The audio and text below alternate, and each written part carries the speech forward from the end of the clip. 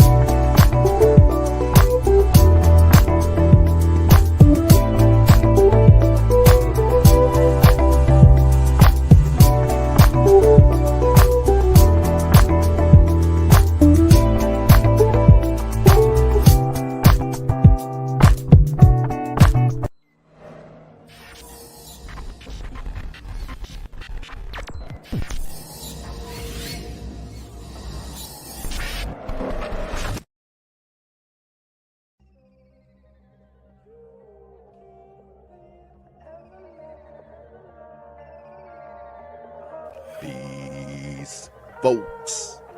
This is X from TPOT Media. Open your mind and wake your black ass up. You know what time it is. Hit that damn like button as you make your way in the door. Grab a seat, settle in, get ready. It's the Grown Man Hour with your host, my man, Bernard Riley.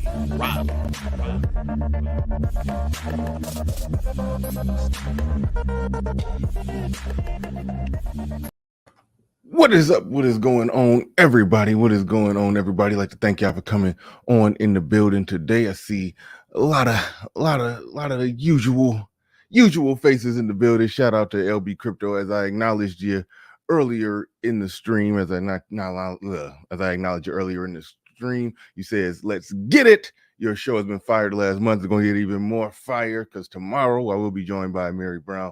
He's coming in to face the firing squad. Make sure that y'all are here and available for that. Uneducated lame in the building. He says, and the sad part is she'll have no trouble pulling dudes after this. She should be ostracized. But let's go, dudes. Got to clap cheeks. Yeah. No, that statements like that don't prevent a woman from getting smashed. That just is what it is. We know that. we know that.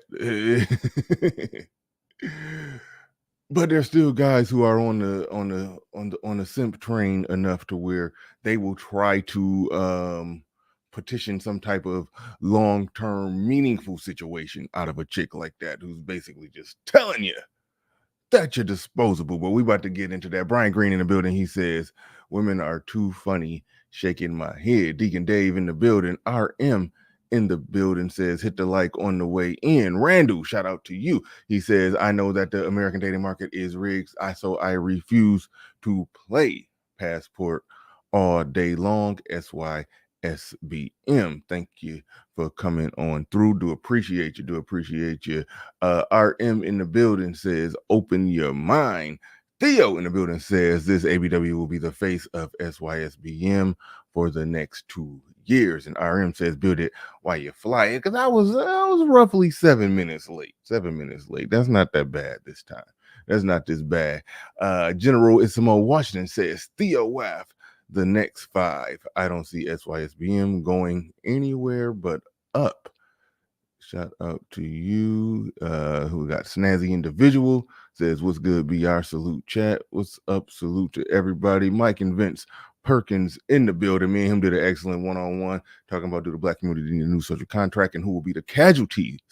Who will be the casualties of this new said social contract? Did a great stream on that. It was funny. Arab Black TV did a reaction to it, and you hit him with it. You had one job. You didn't lay out no contract. You didn't lay out no contract. But shout out to everybody in the building. Appreciate all of you. I see Uneducated Lame again. I see SKC. He says, I'm enjoying listening to the whims of the Save the Community circuit. Bring on Amiri. Oh, yeah, no, he's coming. He's coming.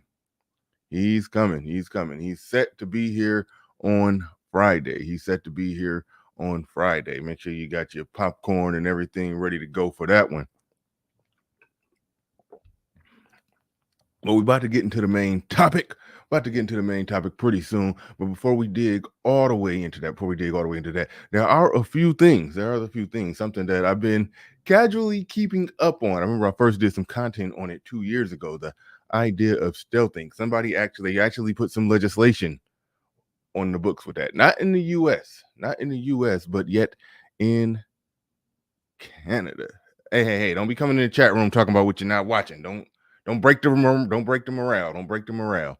Uncle Stu in the building says, salute, supporting the stream. Need to change your date to the 17th. Yeah, I saw that. I just forgot to respond. Yeah, we good for the 17th at 7 p.m. EST. The first old man in the house, LOL. Right on. Yep, we good. 7 p.m. EST on the 17th. That will definitely work. And thank you for that super chat. Do appreciate that. Thank you for the super chat. Do appreciate that. Let's get into a number of things before we hit this main topic running. It reads, Canada's Supreme Court has ruled that people who don't wear condoms during sex, despite request from their sexual partners to do so, can be convicted of sexual assault. They are essentially talking about stealthing. They have formally made it illegal. Basically, they're referring to unwanted condom removal. That is right, unwanted condom removal. If you do that, you can be charged and prosecuted.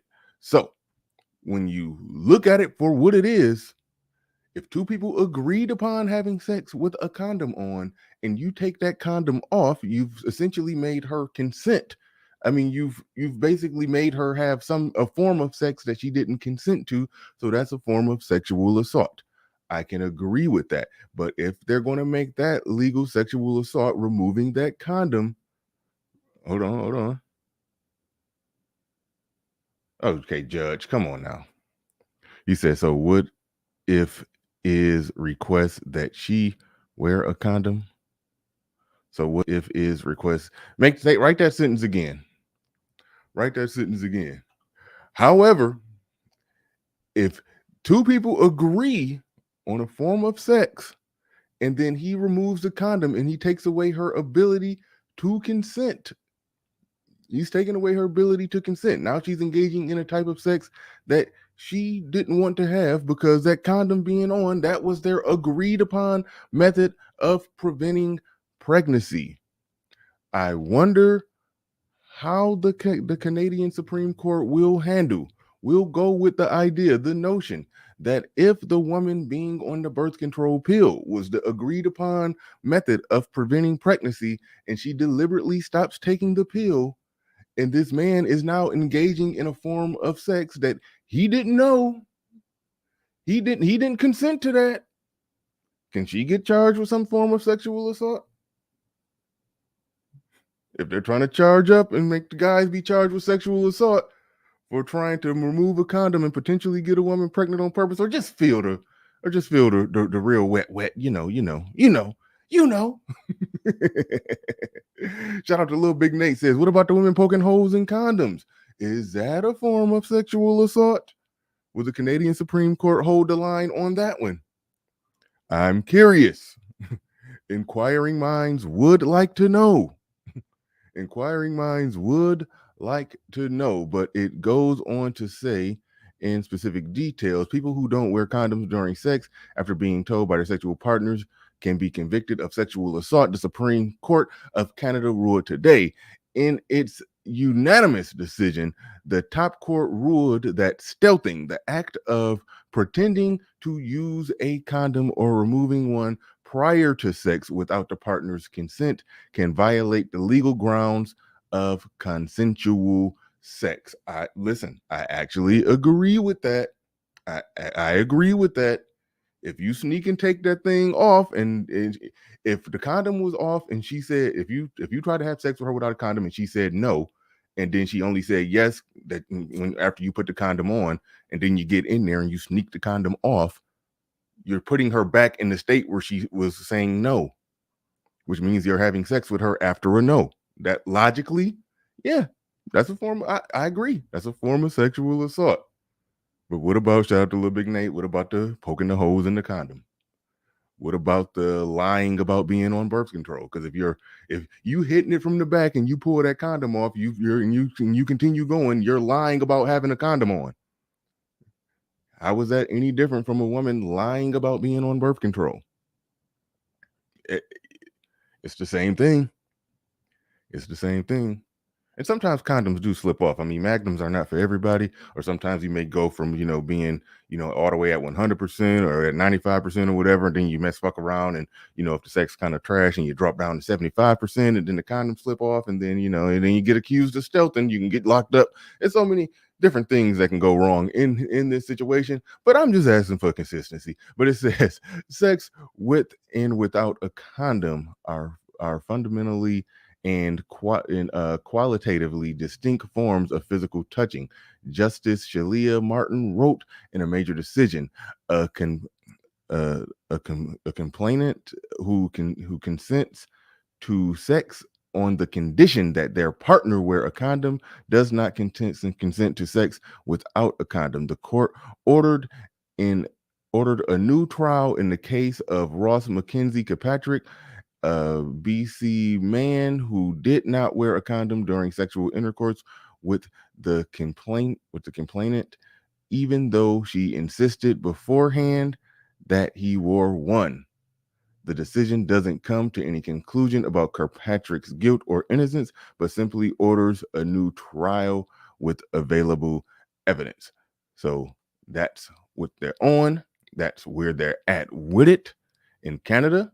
And I just wonder how far they're going to go. It was something else that I wanted to get into here before I get into the main topic. Well, I didn't want to talk about this, but damn, Kirk Franklin done got ripped as hell.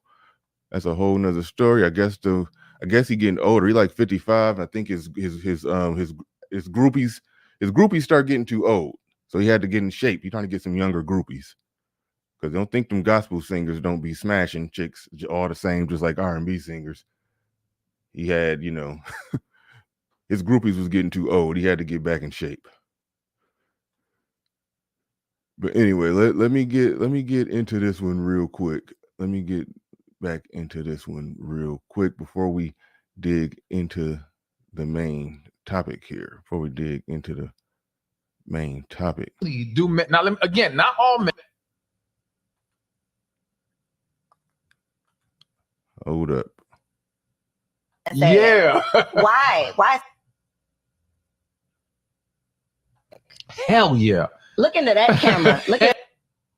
She asked a question. Y'all can't hear it because it's not starting on time, but she asked the question, do men have sex with women that they don't even like? And Stefan Labossiere answered with a hell yes. To that camera and say, yeah. Why, Stefan? Oh my why? God. But not only do men, now again, not all men, but not only do men have sex with women they don't like, there are tons of men who have sex with women they're not even attracted to. So again, this is the men are from Mars, women are from Venus thing, because speaking for the majority of women, I can't even fathom a man on top of me that I don't like, I'm not interested in, I'm not attracted to. Like that, why would I do that? You all are totally Well, so Their heads are exploding right now, Stefan. Their heads are exploding. So now again, I'm one of those guys where I cannot sleep with someone I'm not attracted to. I'm very visual. I need that stimulation. Thank if that's God, you not got some there, standards. Okay. you know, I can't do it. But I know dudes that have none. As long as you got legs and something in between, it's a wrap. Okay. Legs? Who said anything about legs? You know, honestly, I think a one-legged woman, I think a one-legged woman who's a 5 in the face could could get out there and get more sex than a two-legged man who's a 6 in the face with a good job. I honestly believe that. I honestly believe that. We're going to be talking about that a little more. We're going to be talking about that a little more going forward about men and men and standards. I've talked about it plenty of times that when it comes to how we're hardwired, we are hardwired to want to have sex with as many women as possible. For mating success for a male is to basically reproduce with as many women as possible. Mating success for a woman is to reproduce with the best possible male. Now, they are poor judges, actually, in my assessment, at assessing who's the best possible male, because, you know, that's a whole nother thing. He said legs are overrated. That's a whole nother thing. I don't think they are great judges of what's in their best interest when it comes to that, and they normally make those decisions on a lot of fleeting emotions and what makes them tingle. However, either way it go, the best possible individual of the group is what they're trying to get with. But we are hardwired to want to propagate our DNA with all of them. Now, that's a bad idea. Don't go do that. Don't be Future. But however, that is what we are hardwired to want to do. So yes, men will definitely hop into bed and have sex with a woman that we're not attracted to. Sex for us is an accomplishment. We have to roll up our sleeves and figure it out and go out there and make it happen. But a one-legged woman with 3 teeth could probably get sex faster than a guy who's a 6 with a good job. That's the reality. As you're sitting there talking about, I don't understand that y'all will have sex with a guy who y'all are not attracted to. It just I don't understand. Yeah, that's what it is. That's what she said, y'all will have sex with a woman that y'all are not attracted to. Because yeah, that's the reality of their situation. Like, they have the luxury to full blown say that we will not have sex unless we have a strong physical attraction or something about that man is really attractive. But men will scrape the bottom of that barrel. So like I said, we're going to be doing some more talk on that, because we're hardwired through evolution to scrape that bottom of the barrel. That's how we operate in a natural environment, but we're no longer in that natural environment. So the social constraints or the social constructs, does that need to change to where men need to develop more of a standard and stop slaying the least of all women? Stop being that lion looking for the limping, hobbling, 3-legged gazelle to pounce on. So we're going to be getting some more into that. You know that's one of Game Changers pet topics when it comes to men having standards, or black men having standards or lack thereof, because it does seem like other men at a higher percentage rate than us have adjusted to the fact that we no longer live in a natural world. We live in a modern civilized world, and you do gotta have a standard out there. But either way it go, we got 176 people in the building. Make sure y'all hit the like button. Let's go ahead and get all the way into this. Y'all still talking about them legs? Without legs, how is she going to leave afterwards? Damn it. That's a good one. I didn't think about that.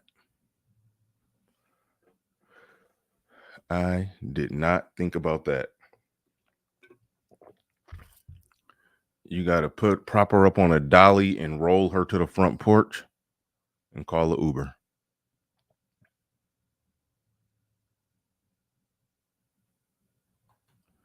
There you go. Men produce 120 million sperm for every 64 days. That equals 1.8 million sperm per day, as opposed to a woman's 2 eggs per month. This is 2 per month. This is why men desire so many women. That is a fact. That is a fact. And that is also a reason why men, women as well, by the way, let's make that very clear, but men in particular are not naturally monogamous. We're not hardwired to do it. Monogamy is a social construct. And I'm not even saying it's a bad idea. I think it's a good idea in terms of making a society, properly function, unless you just, it's not a bad idea. It's just not natural. If you're trying to construct the best possible society, I think some form of monogamy works in terms of family and children rearing and the whole works. I get it, but it's not natural. It is not natural. But anyway, let's get into it. Let's get into the main topic. Almost 200 people in the building. Let's let's dig into this. Most women see men as disposable. So first of all, good morning. Forgive me. I'm just waking up to this bullshit. Okay, don't make it okay. First off, I know I like to stick to the merits of the points, but I do got to call out that she's like you wiping sleep out her eyes, saying I'm just waking up to this bullshit. Don't make it seem like you just rolled out of bed wearing contacts. Don't do that. Don't make it seem like you just rolled out of bed wearing contacts with your weave shiny and wavy and all of that stuff. Like no. Like cut it out. Somebody's saying, does she have a filter on? Possibly. Possibly. I don't know. I don't care. But everything else I'm going to say today is going to be strictly on the merits of the points that are being made. But she just made it seem like I just got sleep in my eye. I just woke up to this bullshit. Like no. Don't pretend like you just rolled out of bed. Unless you sleep in your contacts. Somebody says this. I think I've seen other videos or filters of her. I mean, other videos or pictures or images of her. Mostly videos online where she's doing stuff like what she's doing right now. I think, I think it was a little different. But that's not the important part. Let's stay focused.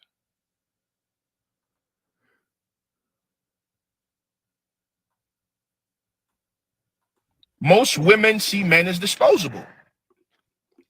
So first of all, good morning. Forgive me. I'm just waking up to this bullshit. Is this what I've missed? All right, let's get into it. You're supposed to be disposable. You're a man. And historically, men have always known that they really didn't serve any real purpose or value to women. Wow. Wow. Okay. Here's the thing. Because of what I just described earlier about and shout out to whoever that was who broke down the math in the chat room about sperm and eggs. Because of that, men are technically more disposable than women. That is true.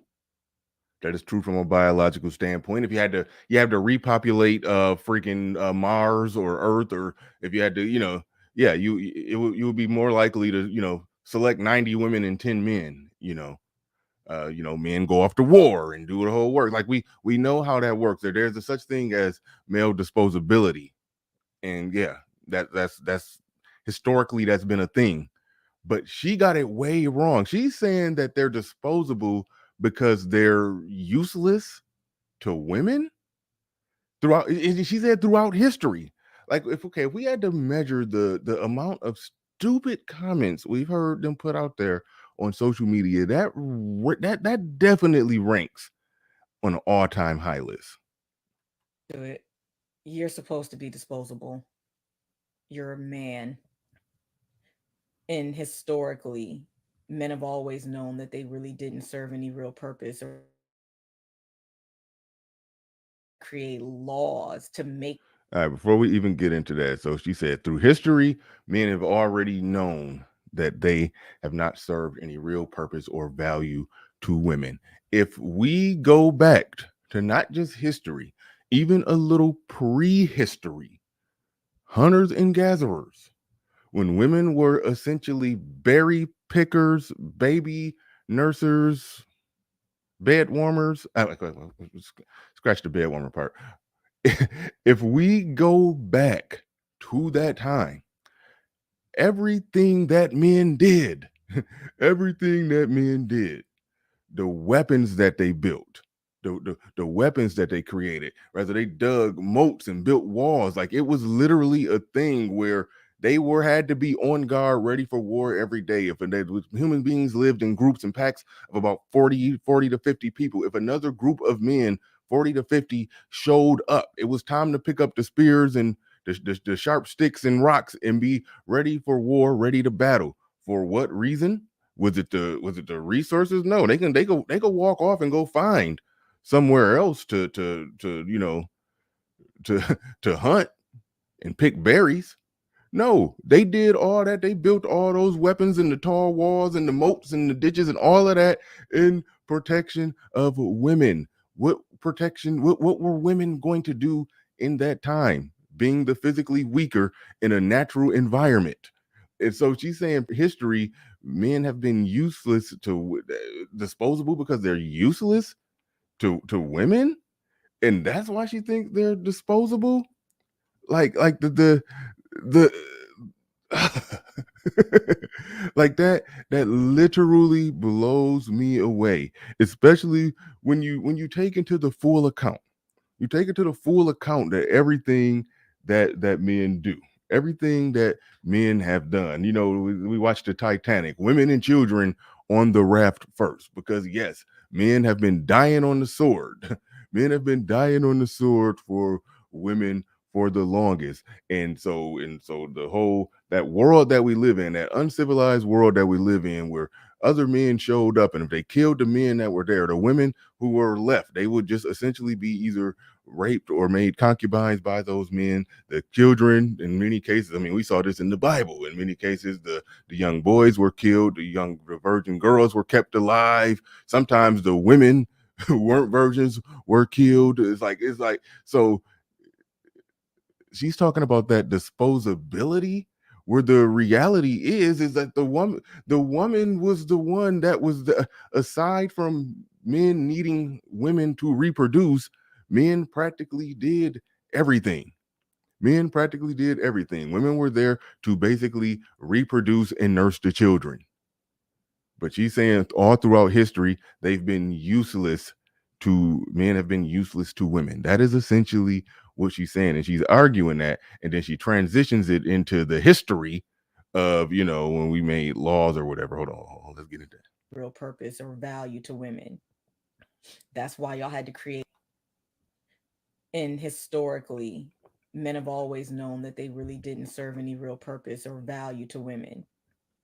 That's why y'all had to create laws to make us need you. You had to make us need you to own property, to open a bank account, to exist, because you've seen that Women not being able to own property and open bank accounts, that was actually the natural progression from the time that we lived in, when women were not able to fend for themselves because the world was so uncivilized. When the world got more civilized, then yes, the natural progression where women were still in that second class citizen state, because men who were protecting the world, building the world, and running the world, because they were the ones capable of doing it in an uncivilized world, and then they civilized the world. And yes, women were still in the backdrop. Women were still in the backdrop doing their traditional role, similar to what they've always done in hunter-gatherer times, when they was, like I said, they were berry pickers and baby nursers. They were nursing babies and picking berries. That's essentially what they were doing. Men were essentially doing everything else. Shout out to Theo Wop in the building. Says, men, this is why you use a password SYSBM for all time. Make sure women like her both live and die alone. Thank you for the super chat. Do appreciate that. Shout out to the general. He says, great show, Brother Bernard. Shout out to the general appreciation. And shout out to Theo Wop. I do appreciate you coming on through hard and heavy with the heavy-handed super chat. Do appreciate you,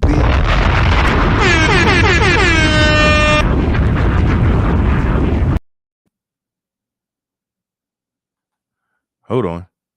So men should be able to kick a woman's door and take everything a woman has and take her too.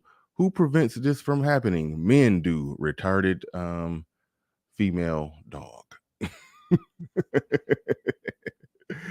Yes, man. She's skipping a whole flight of stairs. She's skipping a whole flight of stairs. Like, I've never heard something this ridiculous, but this shit gets lots of views. This shit gets lots of views. Need you to own property, to open a bank account, to exist, because you've seen that women can function perfectly fine without you. And we like it better that way. Yeah, here that is spoken like a woman in a modern Western civilized world.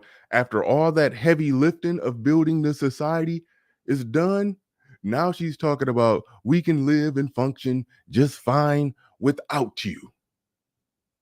Well, of course. Of course you can. In this civilized world, in your air-conditioned cubicle, of course you can. And I pointed this out. I made a short about this. Working in that air-conditioned cubicle in a building, in a business, in a big-ass building that was built by a man, and you drove there in a car that was built and manufactured by men, on roads that was built and paved by men, and you go back to live in a house that was essentially built by men, and you got air conditioning and nice and cozy and comfortable in there. And so, yes, you can properly function without men. They can properly function without men. But the irony is you have men to thank for that. The irony is they have men to thank for that. While they're talking about how they function just fine without it and they prefer it that way. Well, of course you do. Of course you do, and you have men to thank for that. But she's of the view that men are just disposable because they serve no use. She's looking at this modern world saying men serve no use for women in this modern world, because if you take away how did we get to the point of this modern world, if you skip like 10 flights of stairs and just look at where we're at now, yeah, it's easy for a woman to be of the view that a man has no use. But she's thinking that is why they're disposable. But men are disposable because the sperm and the egg, and a man can impregnate 50 women in a month. A woman can only get pregnant one time in a month. So yes, if shit hit the fan, yes, women would be more valuable to keep alive. Men go off to war. Men die in war, and then the remaining men can repopulate. Like even if shit hits the fan completely. So yes, men are disposable that way. Men have to dive on the grenade. Men have to sacrifice. Women and children on the boat on the lifeboat first. Yes, that's how it has always been. That disposability of men was a sacrifice of protecting women and children, but they're too stupid in this modern time to see that, and they're just looking at it like, no, you're disposable because you're useless and you've always been useless. But everything that have made men useless is modern amenities that were created by men to give women the ability to sit there in all their stupidity calling men useless. Let's go. And especially when it comes to Black men now, because I meant as far as y'all don't even compare yourselves to other men, because I notice way. And especially when it comes to Black men now, because I notice y'all don't even compare yourselves to other men. You compare yourselves to animals. So let's talk that assignment as far as the totem pole of white men I'm down at the skipping the part because she got you into and some racial shit that I didn't feel like getting into. So I'm gonna skip to when she started just talking about the disposability of men. So hold on. So let's I'm gonna skip a little bit. I didn't feel like breaking down the racist stuff right now. lions require large prides and nothing more. Since you compare yourselves to animals, let's talk about it. Lions as well, you're only fit for reproductive purposes and nothing more. But let's continue. In the animal kingdom, y'all are worthless as well. You're only fit for reproductive purposes and nothing more. Since you compare yourselves to animals, let's talk about it. Now she's saying right out the gate, she's front loading it by saying, in the animal kingdom, the males are useless. They're only good for reproduction and nothing more. They're only good for reproduction and nothing more. What she's accusing men of, that was literally what women have been for probably 98% of human existence. You can't make this up. Somebody said play the whole thing. No. She started talking about, white. No, trust me. No, it wasn't even. Well, okay, it was kind of some divestiture talk.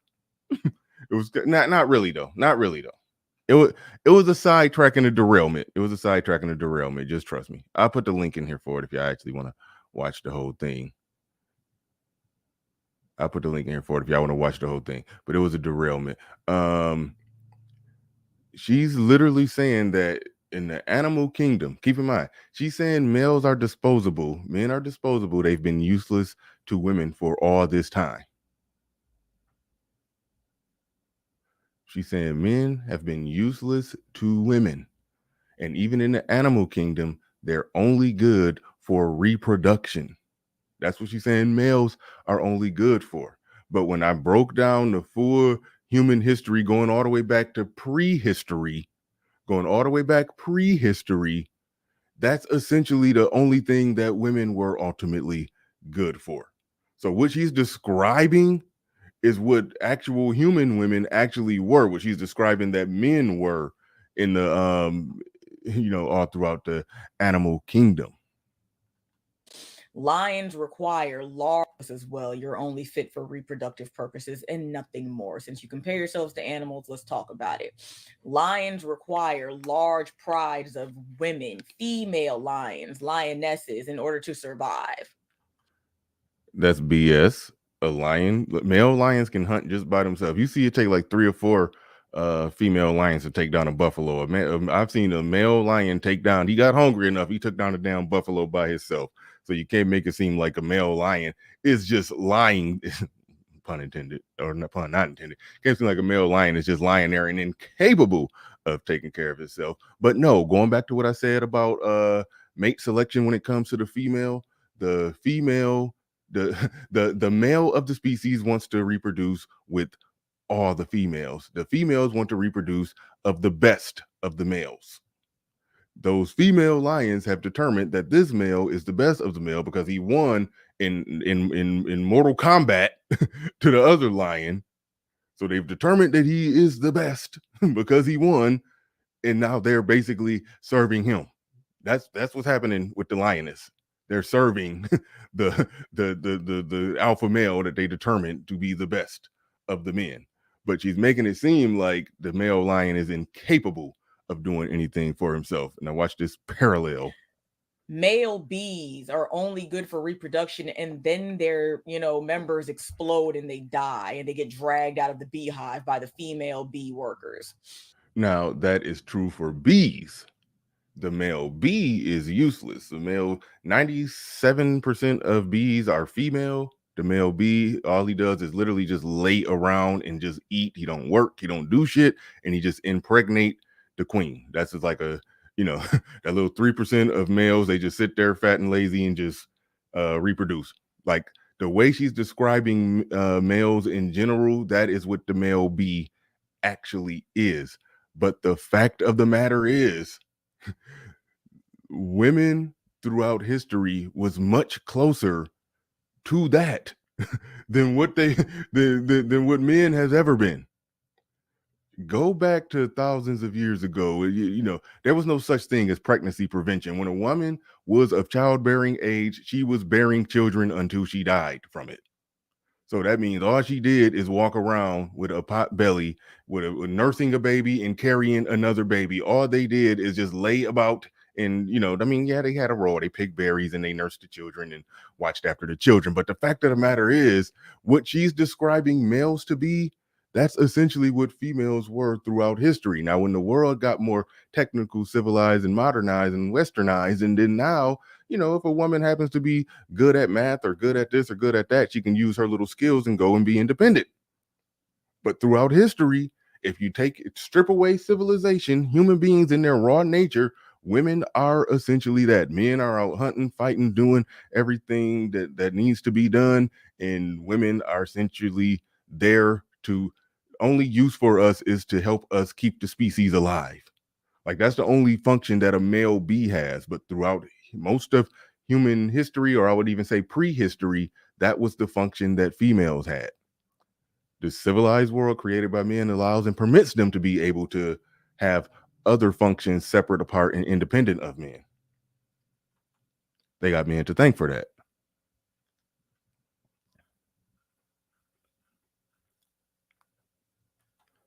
The general in the building, he says they can think that way until the electric goes down. But here's the thing, it's never going down.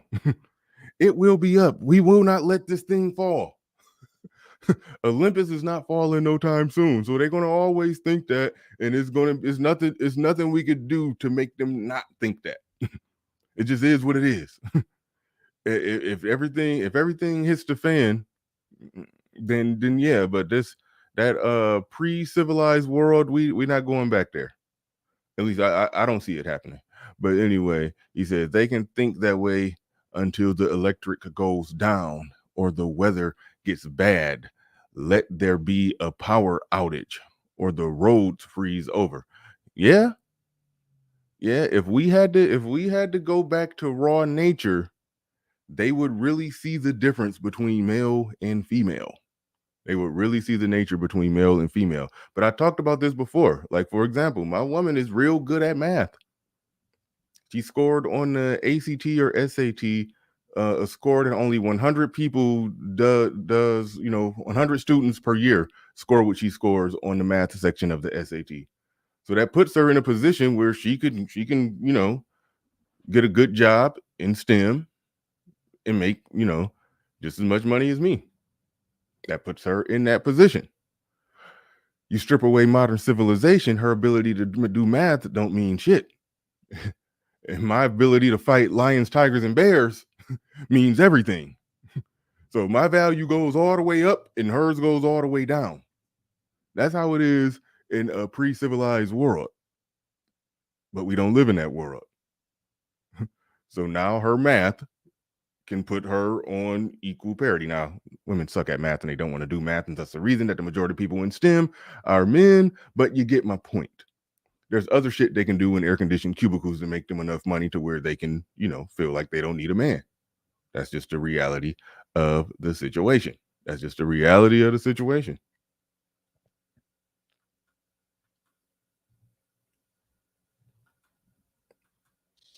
What is it? Praying mantises eat the male during mating so that she can get the protein and nutrients in order to carry his, seed. Now, let that sink in. I think that's called body dimorphism, where when the males in the species are bigger than the females significantly in some cases. That's called body dimorphism. I believe. I should have looked it up, but I'm just going off memory. Men are much bigger than women. Talking about humans now. As a result, what have men done throughout history? Everything they could to protect women and children. Every species where the body dimorphism is the other way, where the female is bigger than the male, she kills him. She gets his seed and then she eats him. When the males are bigger than the females, the male natural instinct for the majority of organisms is to protect the smaller, weaker organism that is a female. when the female is the bigger organism of the two, she eats the male after she gets his seed.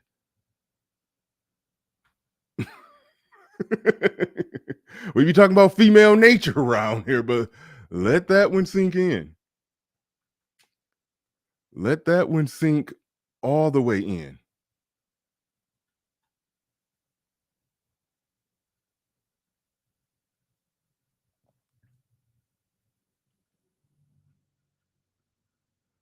Shout out to, oh, I think I already got that super chat. Wasn't that general that sent? Yeah, shout out to the general, sent another one. Peace, salute, and shout out to the general. Please salute and shout out to the general. Shout out to everybody in the building. We got 317 up in here. Let's keep this thing going. Let's keep it going. Make sure y'all hit that like button. Make sure y'all hit that like button. Probably open it up at the 1 hour mark, but let's go. Maybe a little bit after. We'll see how long this roll. Like throughout history, animals and human males have never been good for much of shit else but fucking. The way that she's describing males throughout the animal kingdom, that's how human females, that's what human females have been all throughout human history and prehistory. And that we're not talking about oppression right there. That was the case out of necessity, because the world was so uncivilized. It had to be that way. It had to be that way. Men had to be out there fighting and dying on the sword every day. The only purpose that women had back then, if you're going back prehistory, was so we can keep the species alive. That was the only thing they were good for, was fucking and popping out a baby, which is a great thing. Pop out the babies, nurse the babies, take care of the babies. We need the babies because we got to survive. I'm not even knocking it. I'm just saying that the way she's describing males throughout the animal kingdom, that's what human females have always been, until men essentially created a world that permits them to be more. It's like the level of delusion. The level of delusion. Other species of female have figured out to reproduce asexually without a male involved. Frankly, until you can show me any males group that can do the same, we're the ones that function far better without you. She's talking about asexual. Man, that just looked like she's just looking. Hold on. Y'all can't see that. I'm gonna blow it up so y'all can see just how crazy in the face she looking.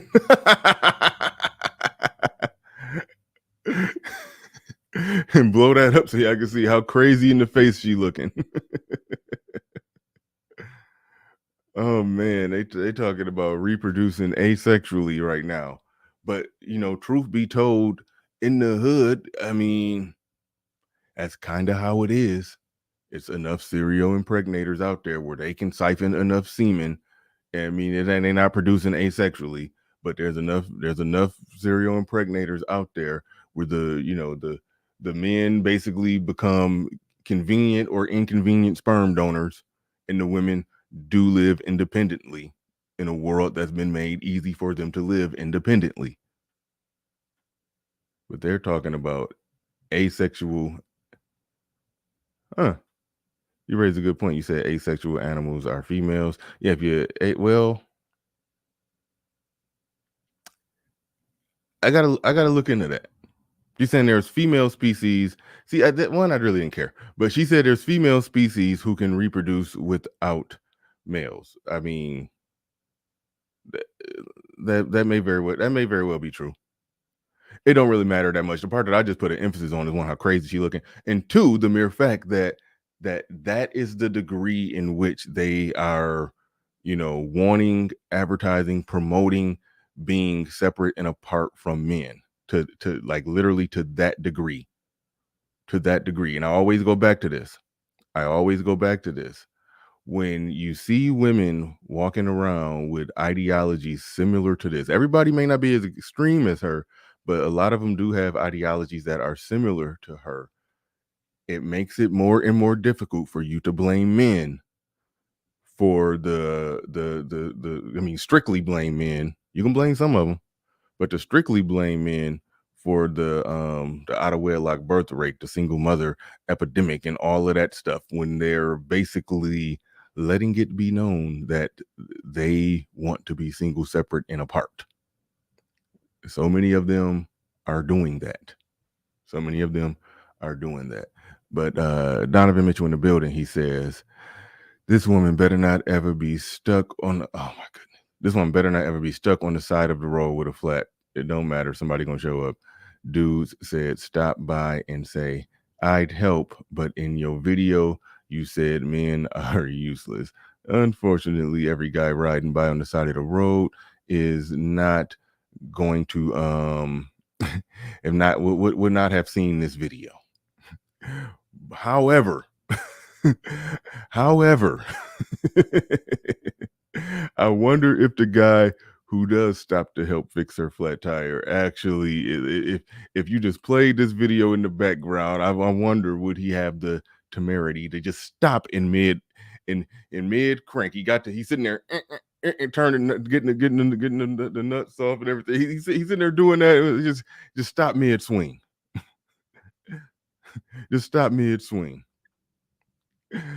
Nate Dogg 74 says that's why most modern women are toilet water. Hashtag toilet water women. That's a new one on me.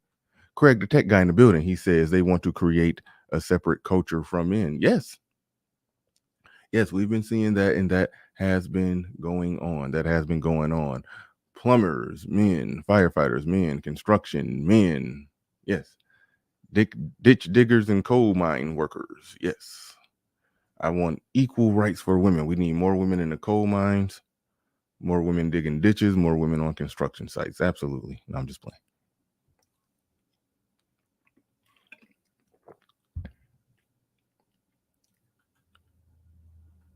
Are disposable. You're supposed to be disposable. You're the same. We're the ones that function far better without you. Y'all are disposable. You're supposed to be disposable.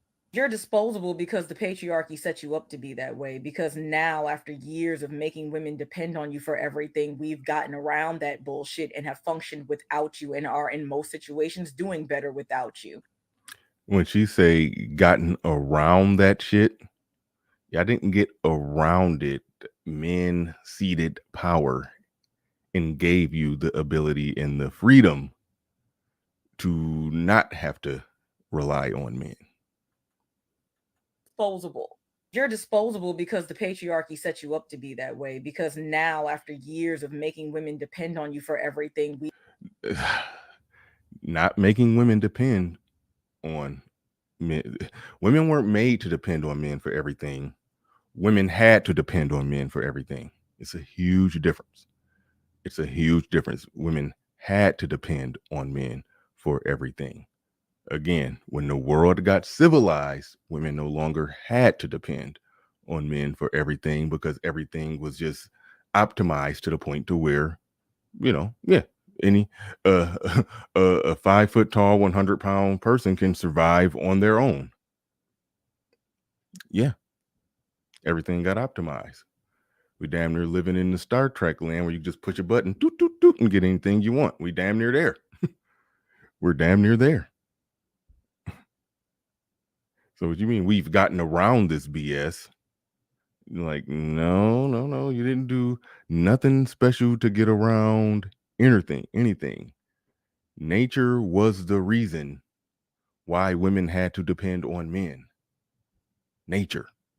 Men conquered nature and built an unnatural world that makes it easy for women to survive without men. That's what happened. We've gotten around that bullshit and have functioned without you and are in most situations doing better without you. And because you all as men cannot rise to the occasion of the patriarchal system that y'all created in order to make women depend on you for everything, you can't keep a woman. So yes, sir, because of men's actions and black men's Now let's look at that. She literally said, you can't rise to the occasion.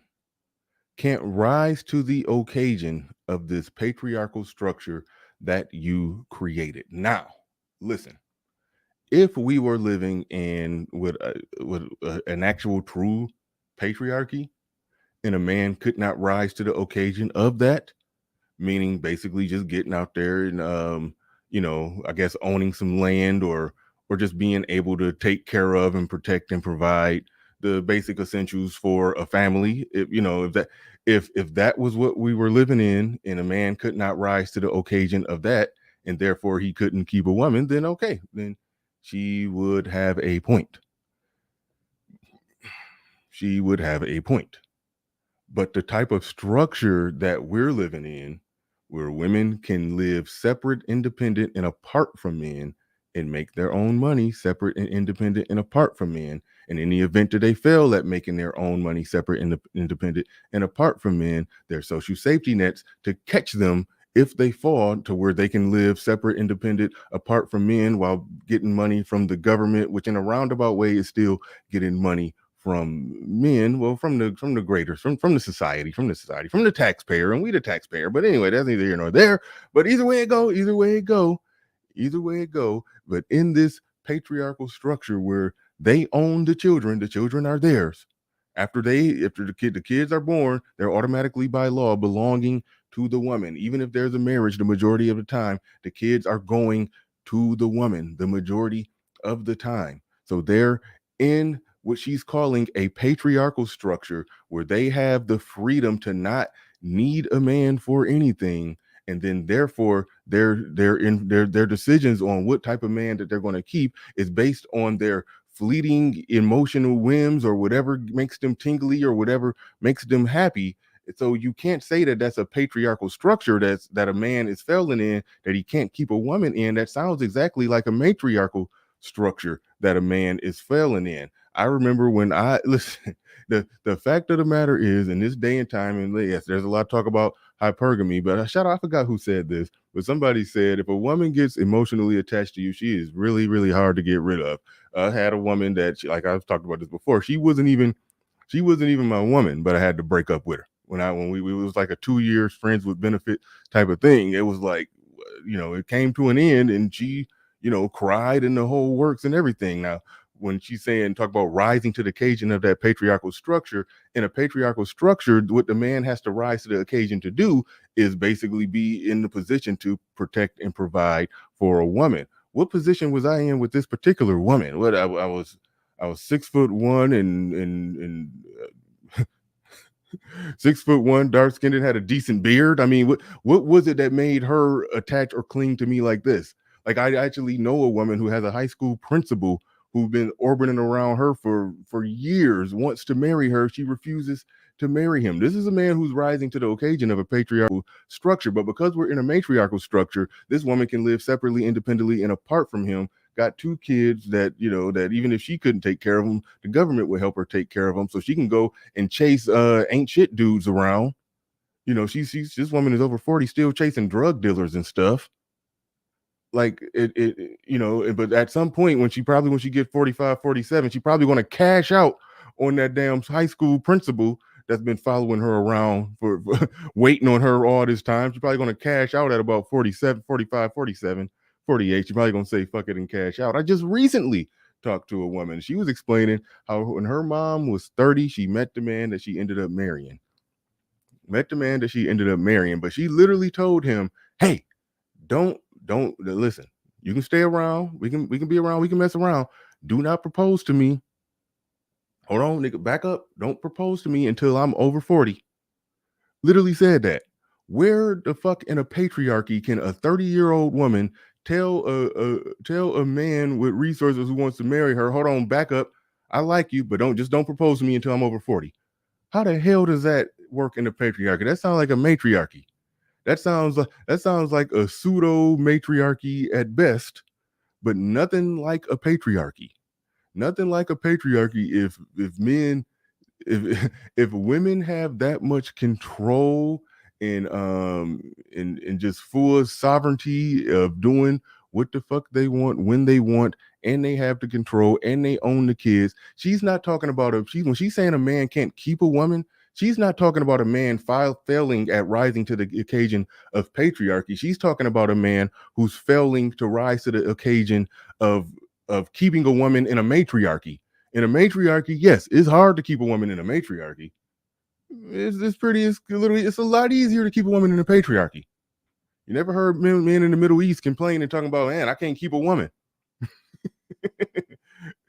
and when we did have something that resembled a patriarchy in this country, you didn't hear men talking about how hard it was to keep a woman. Yeah, you could lose a woman, the family could break up, things can go wrong. But right now, that shit that she just said, that women don't need men, and this is a patriarchal structure that y'all created, and y'all are failing to rise to the occasion of this patriarchy. But this whole system is set up just like a matriarchy, where the women are making choices on who they're going to be with on emotional whims, height, shoulders, and sexiness, or just get him. He got a good mouthpiece. He made me tingly on the inside and all kind of stuff. That if women are making choices on who they're going to reproduce with and then own and take care of the kids by themselves with help from the government or help from or whatever, if women have full freedom and control to do that, and they're doing it at great numbers, I'm sorry, this is a matriarchy. So she cannot then say that a man who can't keep a woman is not rising to the occasion of the patriarchy he created. No, he's not rising to the creation to the occasion of the matriarchy that men ultimately gave to women. Like, men basically said, yes, this patriarchy thing is wonderful. Fuck it. Let's change the game. Let's make this thing matriarchal. That's essentially what it is. That's essentially what happened. Shout out to Annette in the building. Says, hi Bernard. God help these mad people. All this talk is crazy. People's talk. I could not deal. YouTube should vet content creators. LOL. Thank you, Annette. I do appreciate you coming on through. Kind of miss you just a little bit.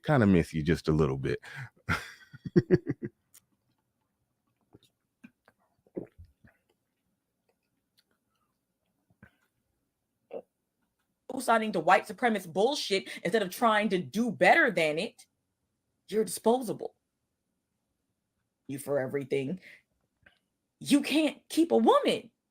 So yes, sir, because of men's actions and black men's co-signing to white supremacist bullshit instead of trying to do better than it, you're disposable. The fact of the matter is this. If a man keeping a woman was a matter of, okay,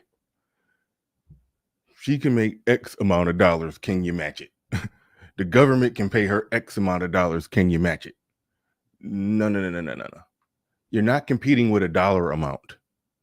You're competing with her with that dollar amount and her desire to be free, and her desire to have multiple dicks, her desire to come and go as she please, her desire to do what she want when she want. Basically, it's not about an occasion that a man has to rise to. She just has to actually want you.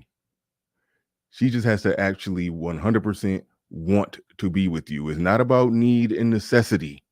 It's not about need and necessity. It's about what they want.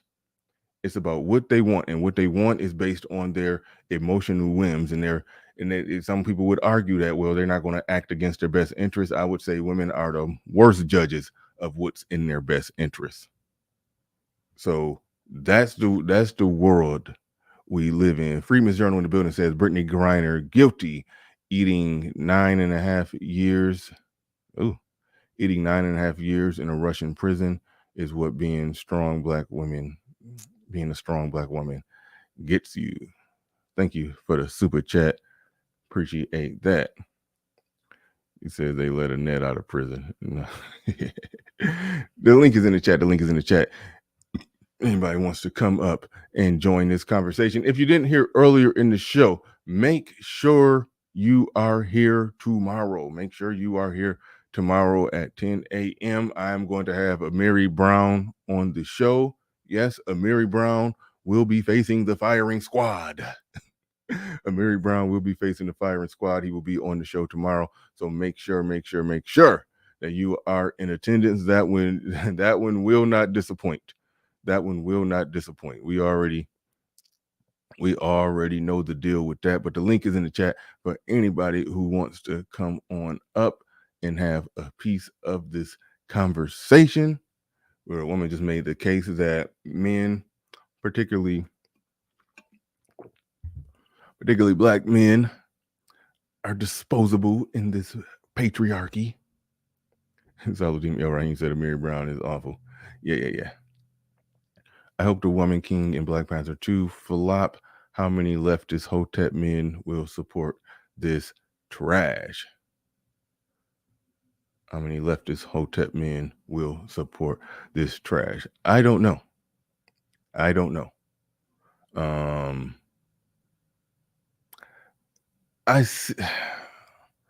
kind of think they're going to flop. Okay.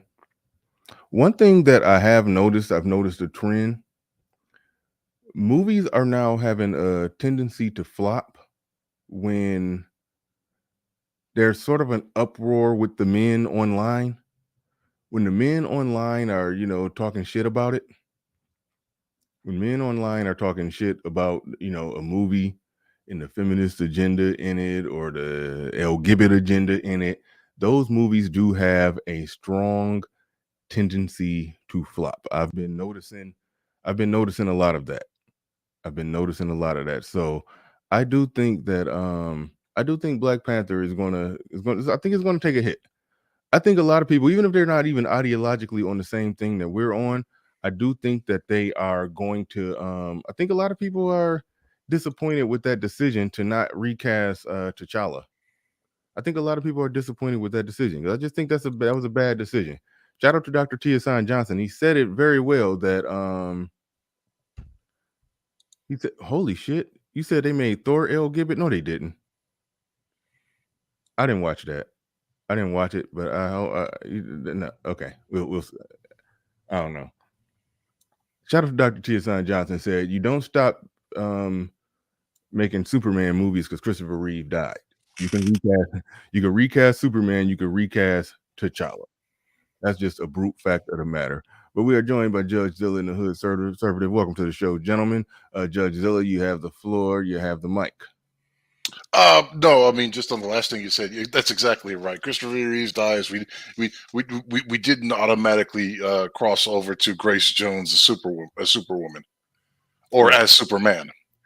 That doesn't make any sense.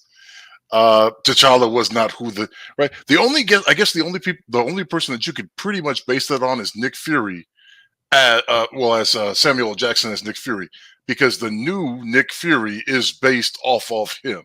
That's literally his likeness in the comments is based off of Samuel L. Jackson. That's how he got the contract in the movies, is because they used his likeness without his approval. So that would be the only situation where that would come up situation-wise. But anything else, you just replace the actor and it moves on, right? The real life consequences just don't, Yeah, and I hate it with the show Spartacus because after season 1 of Spartacus, the main character died. Yep. They did some kind of nonsense where they did like a little prequel. They called it, Spartacus season 1.5, where they did like 6 episodes. Blood and Sand, I think, or something like that. Yeah, something like that. And then they just started with season 2 with a new Spartacus. I didn't like it at first. I think they didn't cast it. It was kind of a miscast, the guy they used. But after like 1 episode, I got used to it, and it was like whatever, So that just is what it is. That just is what it is. But and that also made the supporting cast step up their game too. Mm-hmm. Because you're right, the lead wasn't that great in it, but it allowed the supporting cast to get a lot more light and step into their roles, their characters, and I think that's what carried what you're talking about. That show that you're, because I watched both of them as well. Mm-hmm. But as far as what this is pure. And I tried to tell it to you guys before a couple of years ago. Modernist, postmodernist, gaslighting.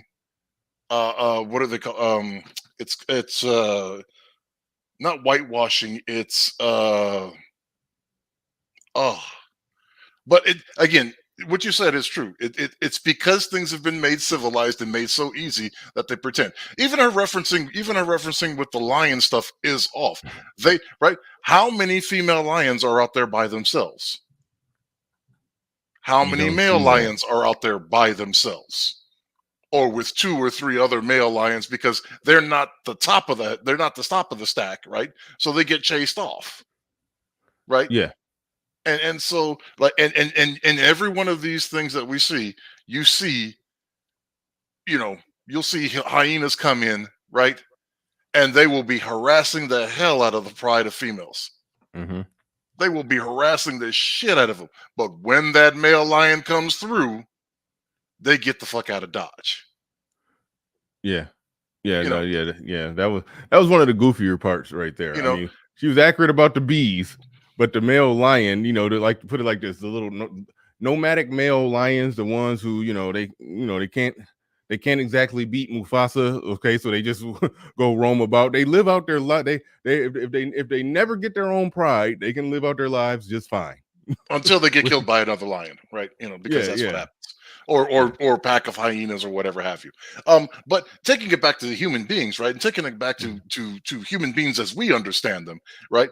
Because we can't go prehistoric, we can't go pre-Egyptian, we can't go really, right? We don't really have a reference. But let's put it in the references that we do understand. Mm-hmm. I put in a comment in there. It wasn't a super chat, but I put the comment in there.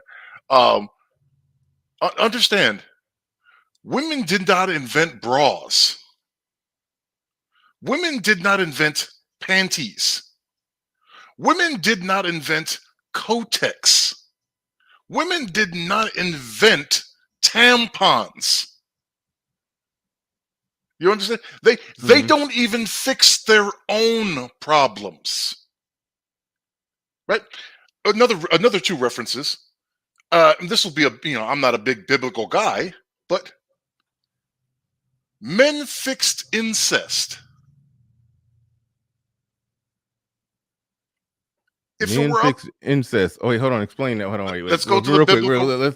Let's push pause on that one. That's an interesting concept. Captain Cisco in the building says Michael J. White should be the Black Panther. He would be good for the role. For some reason, I just see it would throw me. He's too bulky. I don't know. It just seems. I mean, I don't know. That is kind of in a weird way. It's like somebody got to be in similar build to T'Challa, to Chadwick Boseman. It'd just throw me off. He'd be a perfect Spawn.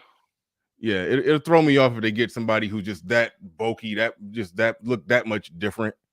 But overall, like if they would have just originally casted him as I'm overthinking it. That would work. I would take that over what we got, because I think more than likely seemingly his sister is going to be the Black Panther. Dane C in the building says, I don't know how Women King will do, but Black Panther 2 will make hundreds of millions. You can count on Marvel. You can count on a Marvel movie to make money. Be our salute. I don't know. I mean, they don't all kill it. Some of them, I don't think any of them have full blown flopped, but some of them didn't hit their projections or whatever. So I think it's going to be one that ain't going to hit the projections. Like the first Black Panther killed it. It was like broke records. I don't think this one is going to do that. Not. So, but I to the chat, I know that he was the original Spawn. They're talking about doing a remake of Spawn, and he could still fit the role of Spawn as an older, as 20 years older than what he was when he reprised, to reprise the role is what I was saying. Mm-hmm.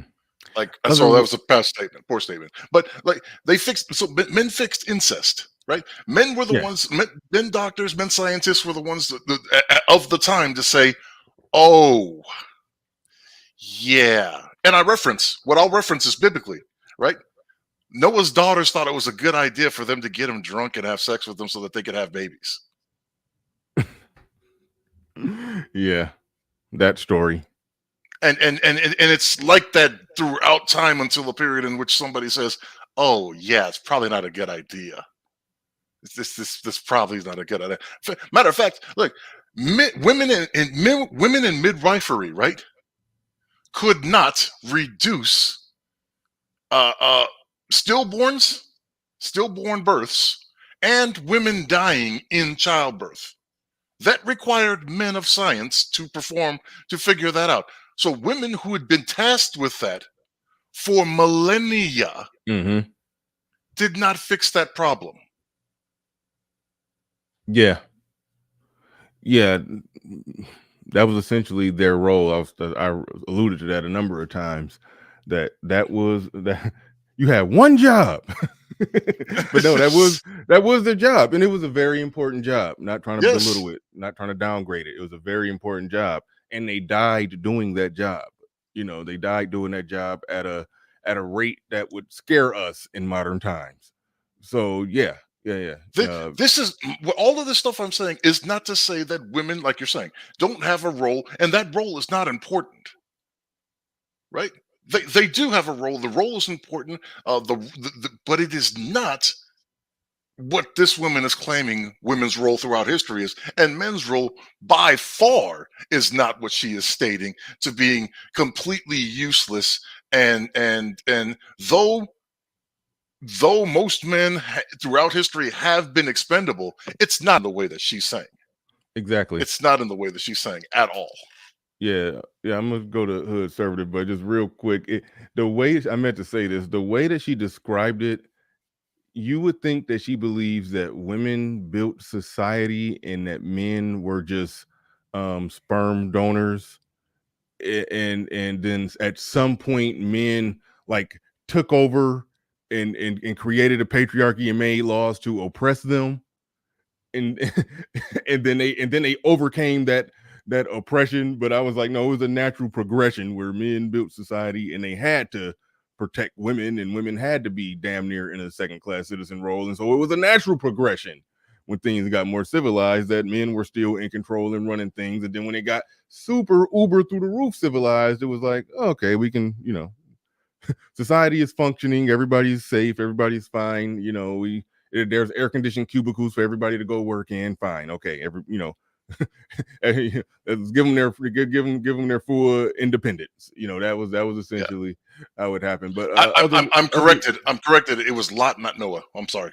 I'm not a great right. I'm sorry. Wait, hold on. I'm sorry. Okay, I mix up Bible stories. It's been more than 25 years for me, so sorry. It's going to be like that for me sometime pretty soon. Yeah, because I'm forgetting who is who. But Otherworldly Oddities TV in the building says Chris Rock should be cast as Black Panther. No. That's a no for me, dog. I'm still waiting for him to put Ryan Gosling up there. Just like in the meme, I want Ryan Gosling to play Black Panther. I didn't see that meme. But go ahead, man. What you got on this topic? Hey, can pro-blackness survive the women hating the men? Because, I'm always getting into these why pro-blackness sucks kind of rants. And how come the pro-blacks never do commentary on women like this? Like, are we supposed to pretend these women don't exist? Are we supposed to pretend these women don't kind of sort of hate black men? And then, too, like, look at the weird racial angle of it. Are you telling me that masculinity is now white supremacy? Like, when she says patriarchy and all that, like, try to really break that down into, like, bite-sized, manageable chunks here. In her conception of patriarchy, are you not describing, like, how you see the white man? What you mean by that? Well, when a lot of the feminists talk about patriarchy, they don't really say the phrase in total. What they really mean is the white patriarchal power structure, like it's white patriarchy. And so they're looking at patriarchy, they're looking at masculinity through a white lens. So when she says that black men are trying to copy the white man and his attempts to have patriarchy, what she's really ultimately saying is patriarchy and even masculinity are white behaviors. And I think women out on that. You see manhood as whiteness in and of itself. And so and you running from you fighting racism and all that, you're really fighting masculinity. This is why black men don't have any room to play this race game with the women.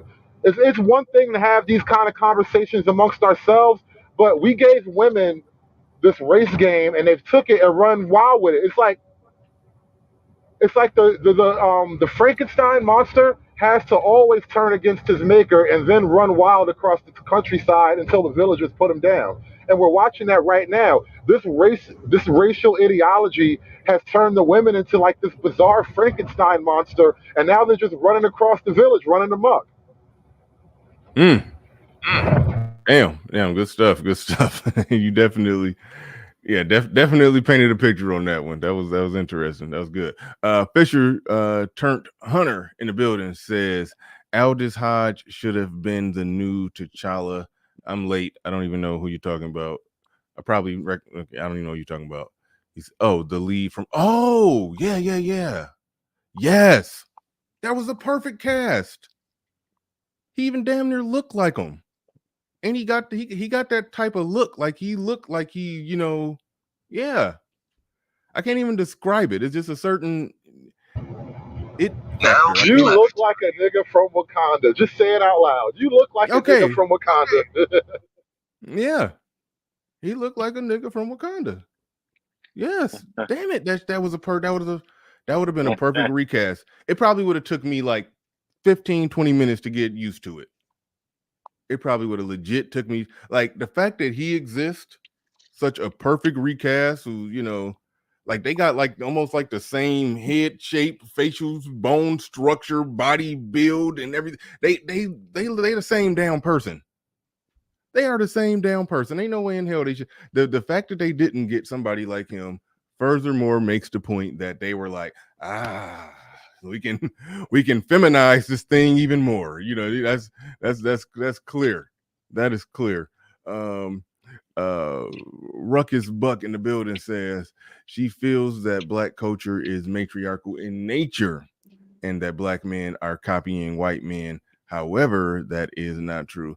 Absolutely. Yeah, I mean, you're piggybacking on what Hood Conservative said, but yeah, I agree 100% with that. When Black men talk about doing normal man stuff, we get accused of trying to be like the white man. Yeah. Captain Cisco in the building. Derek Jackson is slated to Derek Jackson is slated to be the Black Panther. Yeah, okay, sure. That's funny. But we got the general in the building. Go ahead. You got the floor. You got the mic. Hey, what's going on, Bernard? Thanks for What's going having me on? once again, brother, man. Long time. But hey, check this out, man. Here it is, right? So when here in Texas, when they had the freeze over, right? So to this lady's point that she's trying to make about men being disposable, even women who were in the military who were expected to be equal as soldiers, who had to go and pick them up when the roads froze over? Who had to go out, who was out primarily checking on people in the communities? Who the men were still out able to operate as usual? Who was stuck in the house complaining about the power being out and there's no electricity and my pipes are frozen? They wasn't doing anything about it. Who was doing something about it? Men. Men were out trying to rectify the problem while women were complaining. I'm cold. My kids are cold. There's no heat here. What are we going to do? Oh my God. So, I mean, we've said this time and time again. A lot of this is just them trying to have a voice to be equal to men. And we know that physically, mentally, educationally, they can say that they're the most educated group of women on the planet. That's fine. They're the most enrolled, however, not the most educated. And that's fine. But at the end of the day, for them to think that when there's a problem that arises that really needs to be taken care of, who are they going to turn to? Who are they going to turn to? And that's the bottom line on that. So I don't really give too much of a stock into these females who want to run and push this narrative of men being disposable, because we as legal, legitimate men, we know better. We understand better. We understand what this is all about. This is nothing more, and I'm going to wrap it up with this point. This is nothing more than another new tactic, because everything else is beginning to stop working. This is a new tactic of female manipulation. They're not acting the way we want them to act. So we have to now push this active if we have the same amount of power and we don't need them to get them to come back. It's manipulation. Mm. That's what it is. Point blank and period. A real man. Listen, man, we've heard these talking points before. If you were a real man would do this and thus and so forth. Real men pay for dates. Real men do this. How can you tell a man what a real man is? How do you know what a real man is? And that's the problem. They don't. When you ask that question to them, and I did it on many a panels, and I'll give it out here as I've done before, and I'm gonna end. Men provide protection, provisions, leadership, discipline, order, structure. Those are there's one more, but basically 7 essential elements that men come equipped with. Basically, those are the things that we basically come enhanced with to be able to provide.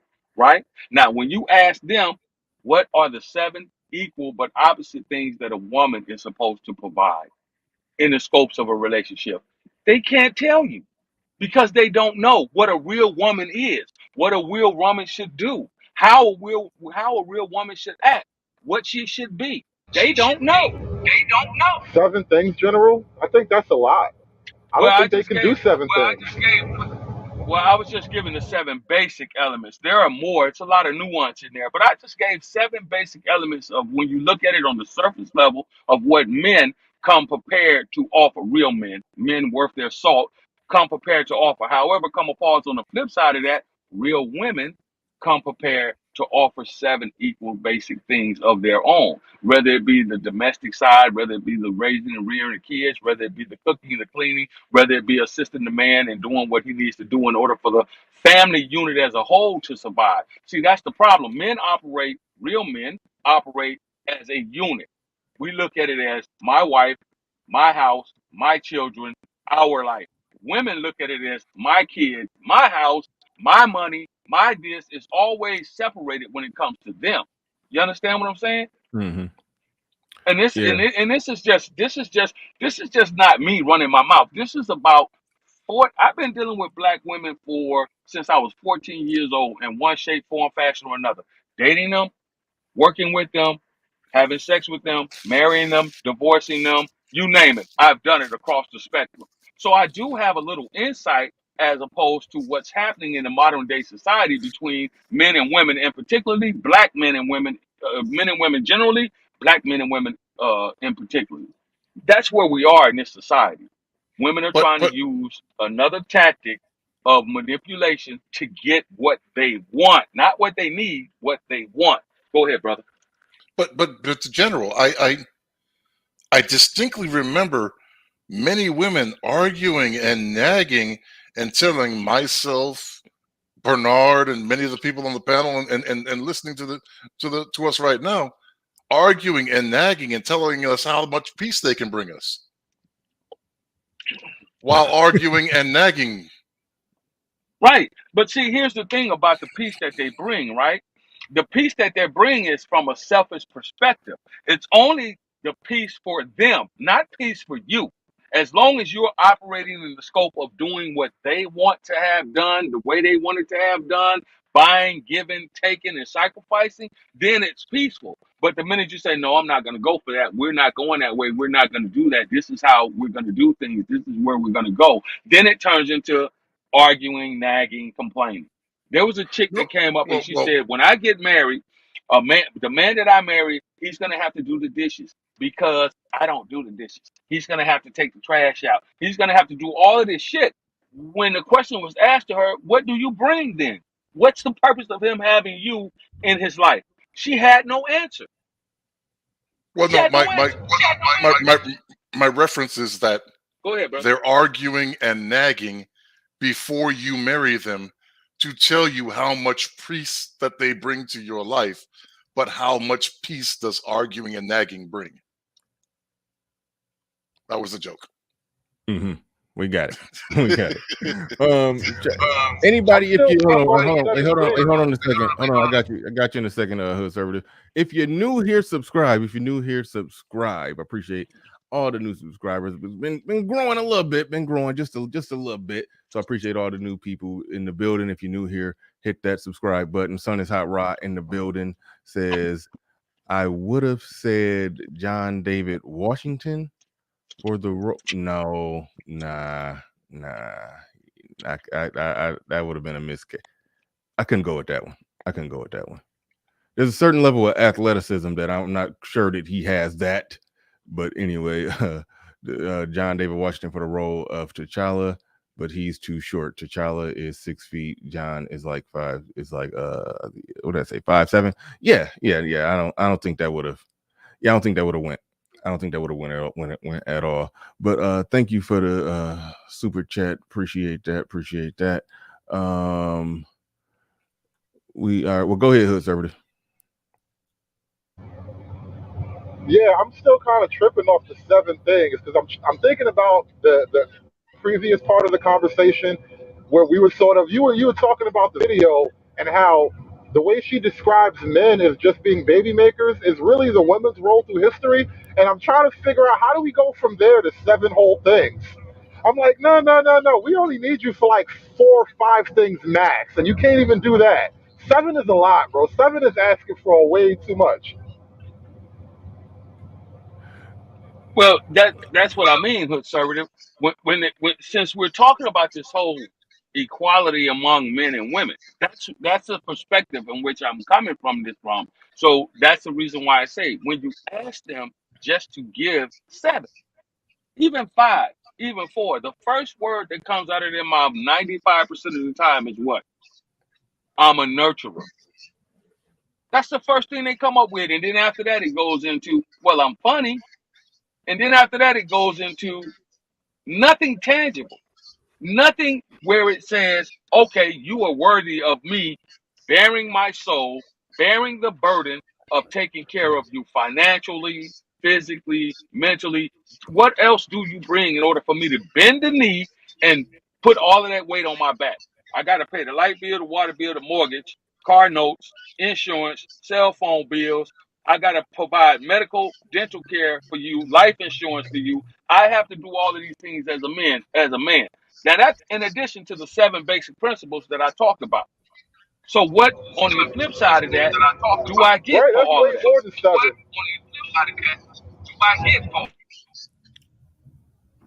Wait, hold on. I think Hood Conservative is trying to No, ask. I agree with you. I'm just sort of.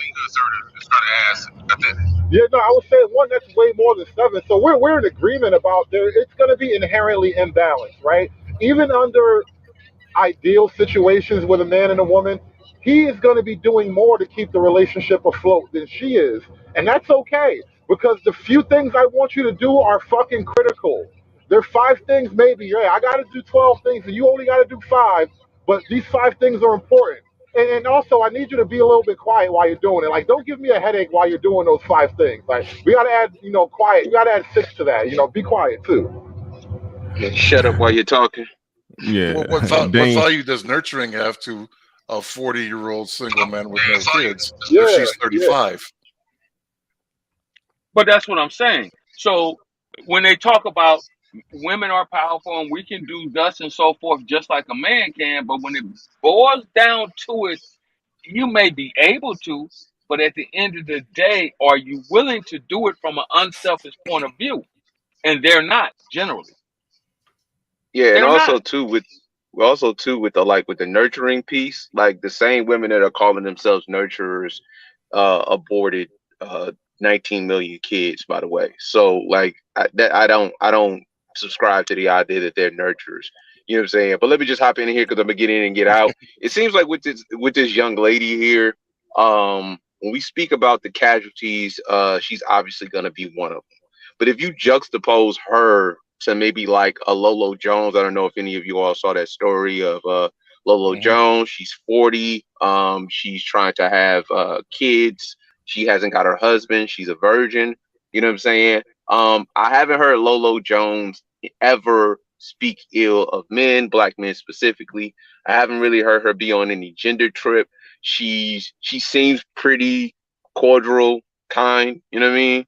She is at the end, you know what I'm saying, and about to be pretty much a casualty of the wall. All those women, like I say, juxtapose those two those are going to be the casualties. You know what I'm saying? The casualties of like whatever community that we may have. Like these women need to be just exited out of any kind of contention. Now, of course, these women look decent. Like, you know what I'm saying? I mean, I know people were saying she looked like an alien or whatever, you know what I'm saying, or ET or however it goes.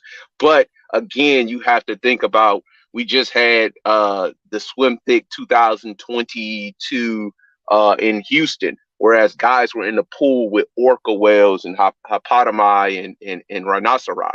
You know what I'm saying? Plural. You know what I mean? Well, I mean, let's look at Lolo Jones again. In the circles that she could, she in 25 years she couldn't find anybody. But that's the thing. The thing is that she tried to do it the right way in a modern American Western society, so that she was trying to do this through Freaknik, through Hot Girl Summer, through whole phases, through, you know what I'm saying, through stripper and culture and slut walks. She was trying to do the right thing while the guys around her were fucking the women around her. You know what I'm saying? So it's kind of hard for her to do it the right way. And no, I remember back in the remember AC Green. Yeah, well, it's different with a guy because he has the ability to reproduce eventually. Because he was a virgin, I do remember that.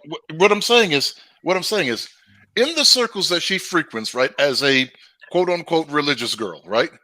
So yes. She's going to these TD Jakes, Kurt Franklin things, right? There are men there, right? There are AC Greens around there.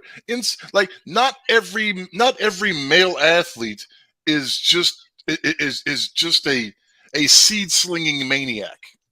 You right? Did, but sir, with all due respect, you named AC Green. You named one guy. I used him as an example. Well, you'll probably only have him as an example. Is my point.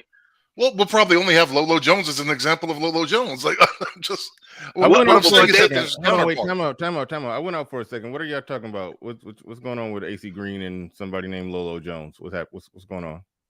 Well, the story of Lola trying to freeze her eggs because she's 40 years old and she's a 40-year-old supposed virgin. She hasn't found a husband, so she's trying to freeze her eggs, and hopefully that find somebody who's going to be viable to be able to also carry those eggs. Because can you even scramble frozen eggs? Like, what are these women up to? What the hell? You trying to freeze your eggs? Oh God. Yeah, and I was trying to make the point that, like, of course, this young lady who was talking on the screen, you know what I'm saying, the Instagram, the TikTok post or whatever, of course she'll be a casualty, as we talked about in the, you know what I'm saying, in the previous show that we had. But so will Lolo Jones. You know what I mean?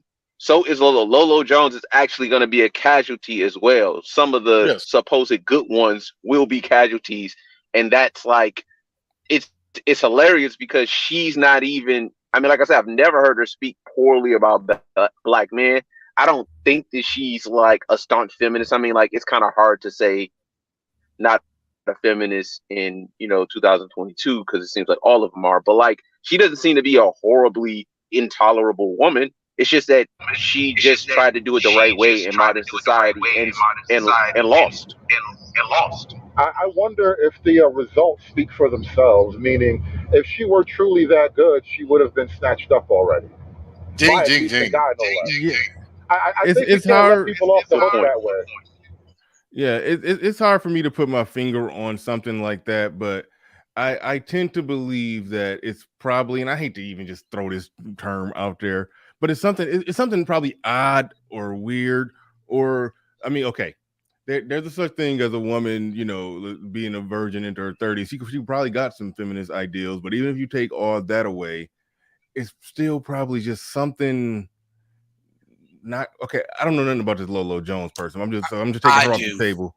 Okay, well, I'll let you speak on that then after I just say this. There are some people that I know of that are, up there in age and virgins. I'm talking about women, and it's just something not all the way socially normal about them. I'll just say that. But anyway, go ahead, Ed. It's hard to see people when your nose is in the way. Yeah, what's up, everybody? What's up, everybody? As far as Lolo Jones, Professor Black Truth, like years ago, did like a whole expose on her. I mean, like video after video after video after video, like at least 6 or 7 videos. This was like 6, 7 years ago. But I'm not even gonna go in all the weird shit. The issue, not that there's a whole bunch of weird shit. Let's assume none of that exists. Lolo Jones's issue is very simple. Lolo Jones, Lolo Jones is one of these tragic mulattoes that she is pretty much passing, and she wants to deal with a high value white man. And we are, and I don't care about who she wants to date, but what I'm saying is we know that high value men are competitive. And to be fair to her, she was an Olympic, medalist. She was in those circles, right?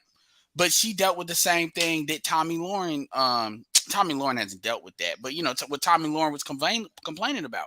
We know that when you're dealing with high level white men, that's like the Jared Kushners and those folks, the country club folks. That is a whole nother tier of what the fuck you gonna have to deal with and what you gonna have to qualify for, because they give no fucks. This is not to say other high value men don't. Obviously they do, even black men at those levels. But we already know the pettiness and them boys don't give a fuck.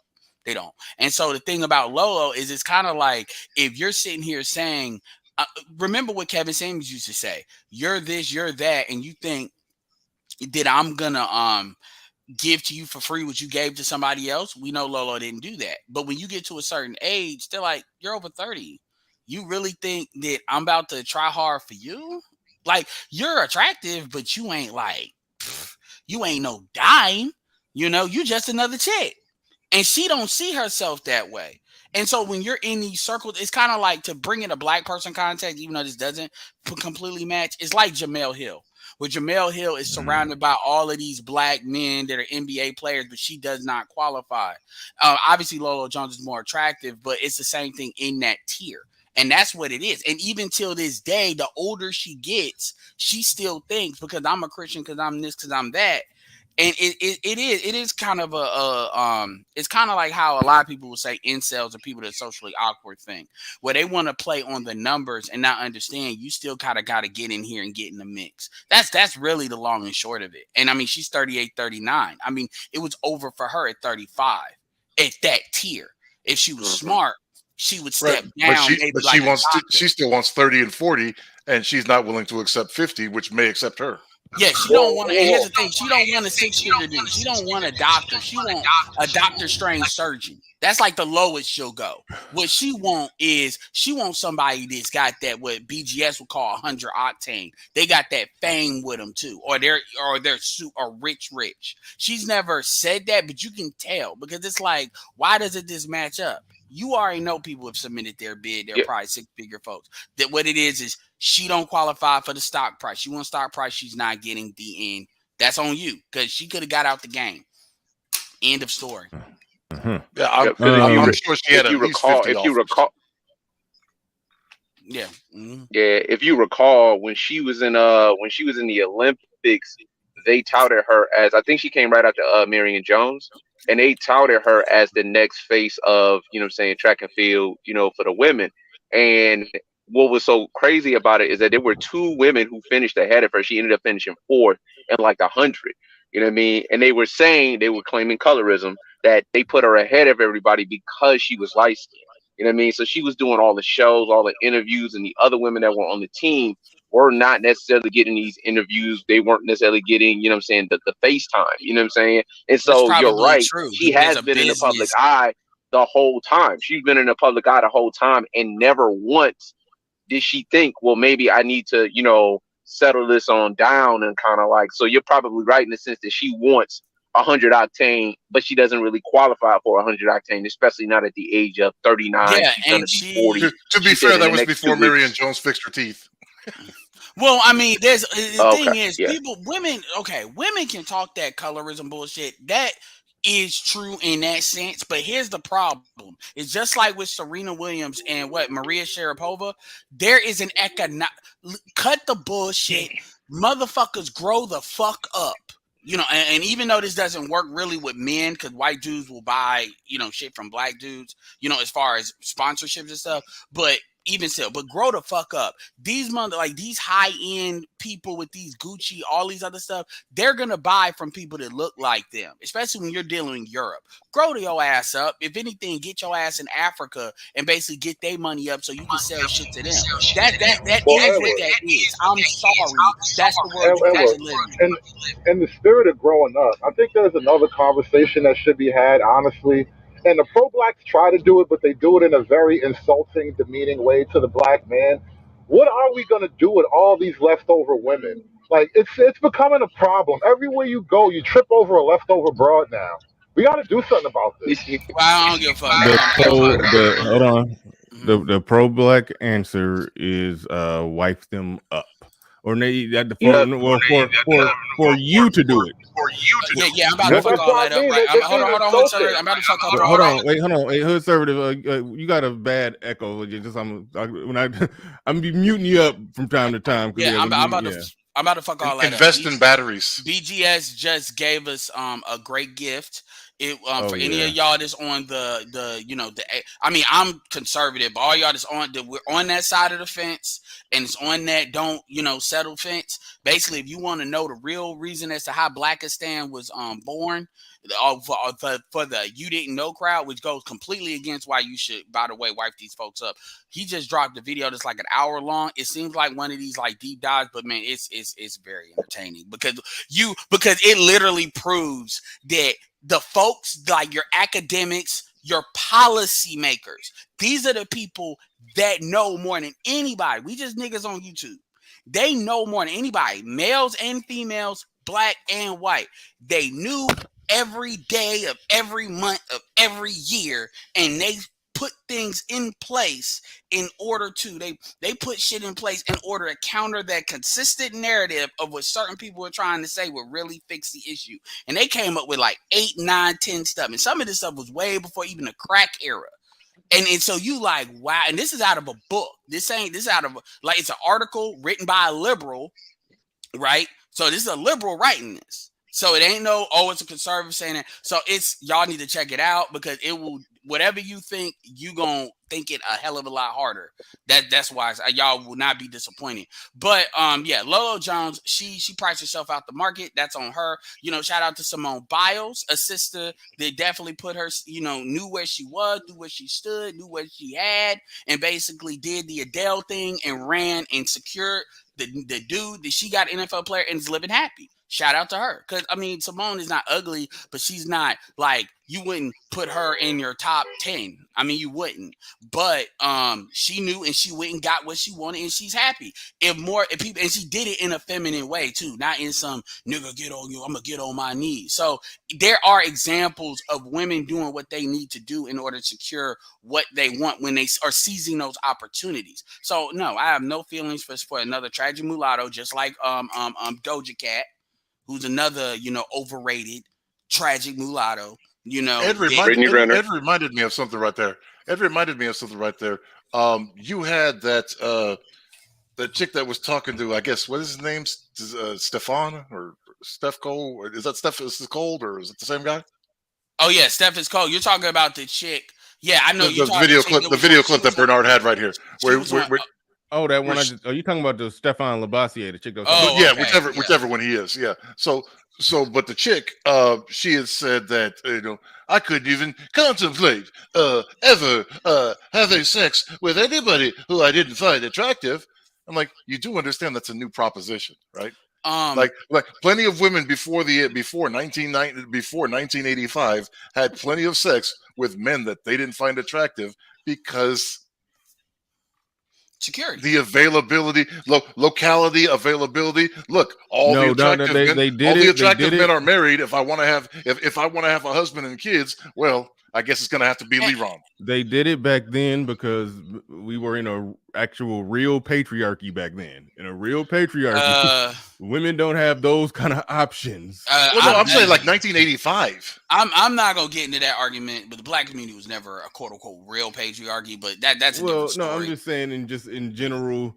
in the country to the extent that it That trickled down. I'll give you. We had more conservative norms. We had more patriarchal norms there. Because you gotta remember the black community. Because here's I'm gonna say this in reverse. Because I don't want to create a whole nother lane. I'm gonna say this in reverse. One thing that I like about that video that BGS did is a lot of these. Because one of the consistent themes in it later on is how white women, these white feminists like Hillary Clinton, would say this bullshit, but they would never be without a husband. Mm-hmm. They put up with shit that they wouldn't walk what they taught. That was for you, but and that was a common thing with a lot of these chicks. A lot of your like second wave feminists, they're all married, all of them, damn near. And he pointed out the data that showed basically, they would get I watched it. I didn't watch all of it because I was watching it real late last night. I fell asleep on it, woke up and watched some more of it, but they would get married and then they would get married again, basically.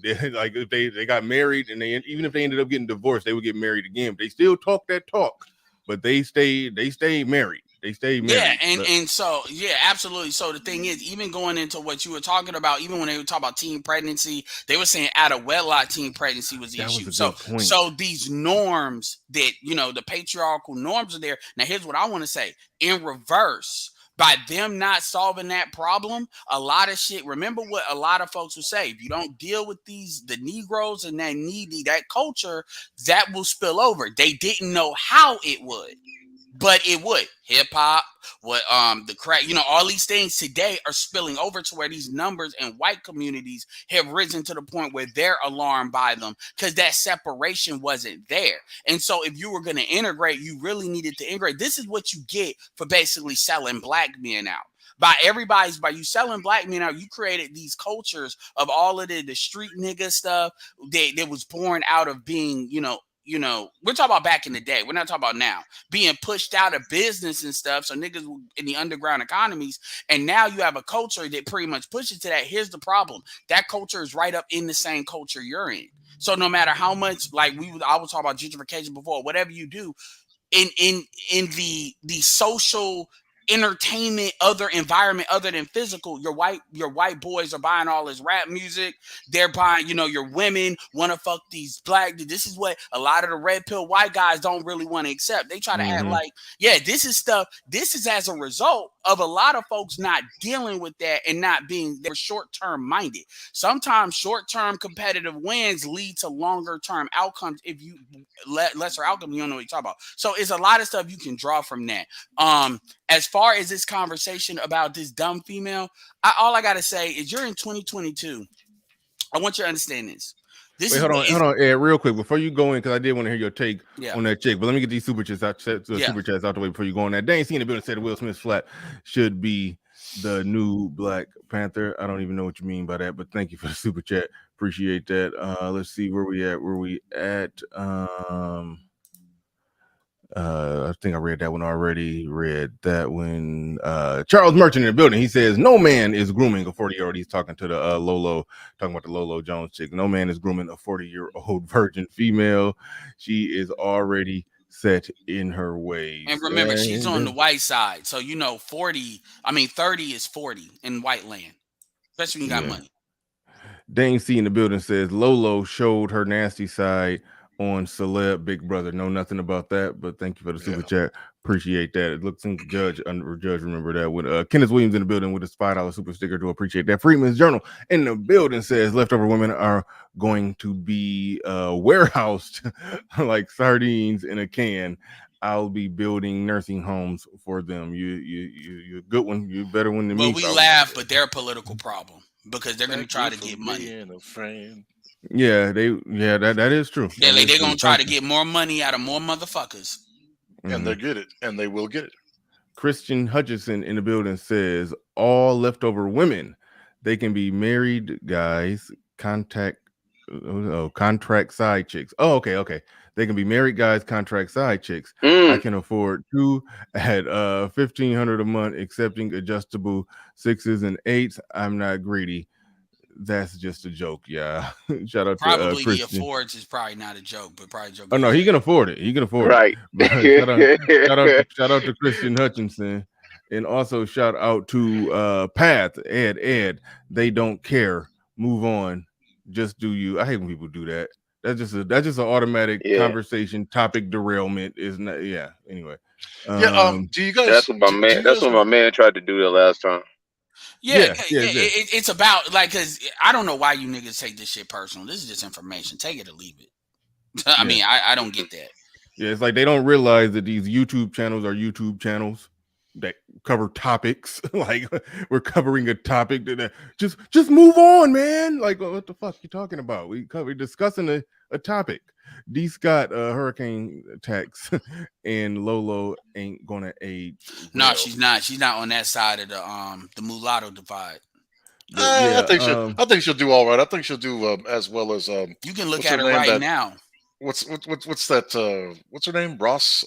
Diana Ross's. What is her name? I don't know. Her daughter. Tracy Ellis Ross. Tracy Yeah. Ellis Yeah, Ross. and No, look at where she's no. at. And look at where Well, she's but at. no, I'm saying that she ages well. I never thought she was actually good And looking, Tracy, but she no, ages no. And well. Tracy Ellis Ross is almost 50, if not 50. She's all right looking now. I'm saying Lolo Jones is 39 now. She's gonna crack. She's And already like, you can see it. And here's the advantage of Tracy Ellis Ross. Tracy Ellis Ross is in the black side. So there's going to be comfort in the matriarchy for that, right? Versus Lolo Jones is not going to be judged the same way because you don't think of Lolo Jones as black. Like not in the lexicon when she comes up. So that's not how she was promoted either. So she's going to be judged on that side, which is what we already know. Yeah, I didn't even know that white standard is Yeah. not fair. It's not friendly, rather. I didn't know who she was. Well, now y'all have jogged my memory, so I do got some memory of some knowledge of who she is. But when I just typed in her name just to hit Google Images, when I first looked at her, it didn't even occur to me at all that she was even damn near black until I had to really lean in and look at some pictures. Like, oh, she mixed a little bit. No, she's But like overall- that. What's that dude going around that he found out that his grandfather was mixed when he been saying he's Italian? She's in that. And like I said, here's my problem. I have no problem. And I don't even got an issue with really Lolo Jones like that because she's never really portrayed herself to be black. It's not like she took black slots. Yeah. So yeah, I don't. true. People can be who they want to be. A lot of that tries to be a lot of shit, just some shit that I say because motherfuckers think like people get a pass with us, which they don't. Goofy shit gets goofy shit. You can go to Jason Black shit and see all the goofy ass motherfuckers that are like him. Anyway, my point is that just like at the end of the day, winners do winner shit, losers do loser shit. Lolo Jones played the book, and see, it's like, okay, if you're in the white side, you should understand more than most. You don't got time to be playing games like that. Nobody's dealing with you unless you're trying to get a black dude, which even then ain't a guarantee. You're not gonna fall in the white land or Hispanic land at that age. 30 is your number. Like what Kevin saying about that dangerous shit, that shit is definitely true on that side. Like you can play games over here, but you get to 30, especially with people with money. Like, and I'm talking 6 figures and up. She's trying to go for like 500K and up. Ain't nobody doing that unless they trying to come up on you. And let's be clear, Olympic medalists don't be making money like that usually. She ain't paid. Like, let's keep it real. Unless you winning like that, like a Michael Phelps, or something like that. Her sport, no. No, Olympic athletes typically marry other athletes. All right. Well, let me. All right. Let's go there. I do want to get Ed's take on the chick in the main video talking about men being disposable. Go ahead, Ed. What you got on that? Yeah, man. I don't know what it is. I didn't realize how many motherfuckers don't like me in the dredges of the manosphere. That shit is funny to me. But as far as the thing, all I gotta say is this: the year is 2022. We're halfway into this year. Inflation is not debatable. The interest rates are not debatable. The shit, they're actually, I think they just raised it another point. Getting homes, no matter what city you're in. We can debate, stuff like gentrification, all that, but there's certain economic climates. Like motherfucker Biden want to redefine what a recession is. So basically, we're in a depression by the time you decide to say it's a recession. But anyway, people feel it, gas, all that, right? Yet in 2022, where women have arguably kind of want to revisit that, do you need a man bullshit more than anything? Oh, remember the she-pocalypse, the she economy apocalypse, where women disproportionately are losing more jobs because all of them were just really pencil pushing and bullshit. We're not even going to talk about the student loan debt that we know disproportionately women deal with, particularly black women. Yet, with all that, you got a bitch still in 2022 talking about men are disposable. You go ahead and think that because there's going to be a fucking Marisol. There's going to be I'll say more likely Marisol, or there's going to be a white chick this got a white kid or got caught playing BBC games, so she lost her white privilege certification. There's going to be looking for a disposable male that she can maximize his productivity out of. You basically, this is what she's doing. There's musical chairs. She's in her chair when the music stops. She says, "You know what? I'm a feminist. Fuck this chair." And she got up. Do you want this chair? Not realizing what's going to be what's going to happen at the end of the game. So let her believe it. I mean, let the goofy be the goofy at this point. I thank God for delusional people, because in this country, delusional people volunteer to be losers and they open up the lanes for other people to get in. So I thank God for them. Go ahead, my bad. Yeah, also too, I think that what she's doing is like what most women do when they have these conversations. They try to artificially inflate their value. You know what I'm saying? So like you'll have women who, you know what I'm saying, you'll go out on a date with them, and then they'll tell you who they used to date as a means to kind of like tell you this is the level that I'm on. And I think that's also what she's doing in also conjunction with what you're saying, because she's clearly like, I don't think that these women are that delusional. Hashtag they know, you know what I mean? Obviously, but like the part where she's trying to artificially inflate her, like for example, you know how women go into a lot of debt. It's not like they go into a lot of debt because they can't add and subtract, but like they also go into a lot of debt because they're trying to artificially inflate their value, so that if they're driving a nice car, then that means you have to buy them a nice car in order to be with them. Like, for example, Jason Black did a video on Kendra G where she bought herself a Bentley GT, but he uncovered that she bought a 10 or 12-year-old version, you know what I'm saying, of the car. You know what I mean? Now, that car is a $90,000 car, and that's a lot of money, but it's a Bentley at $90,000.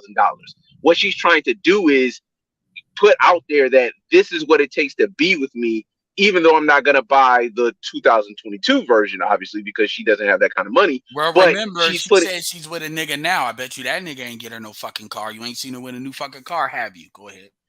No, exactly. She bought the blue GT that was like, again, like 2020, 2000. And Jason Black, he said he used to sell cars, so he knows and shit. So it's like they're trying with this kind of rhetoric, and I've always caught it because, I date every now and again, and you see women trying to artificially inflate their value. And it's like when you do it in this market, it's fucking transparent. It's like, okay, I see what you're trying to do, but maybe that would have worked in maybe 2015, but not in this shit. You know what I'm saying? That can't work in 2008 when the mortgage crisis is happening, because we can see clear through it. You know what I'm saying? But that's what they're trying to do also. And here's another thing too. And I'm gonna say this, not that I'm always fair to black women. They just don't like the results. But the other thing you competing with is women that's got some goddamn, just, at least they like, oh shit, I need to get my shit because I'm like in this, I'm driving on the edge, and I'm what they call it, slipstreaming, and I ain't fall off the edge, but I'm slipstreaming. I need to get back on the road. So let's go down the list. You got, the breakdown. Danielle got married. Concrete Rose is with somebody, even though that person's older. You got Nicole Michelle, went with what, Max and Lemon, they somewhere. So my point is, you got folks, you got women like Avery Woodley, I forget her fucking name, the dreadlocks, Melanie King, Ian Courtney. You got women that, I'm not saying that these women are desperate, but you got women that are basically I'm not even knowing if they're looking. My point is, you're not just competing with like other races. You're also competing now. You're only not just competing with younger women. You're also competing with women that are in your age group that may look better than you.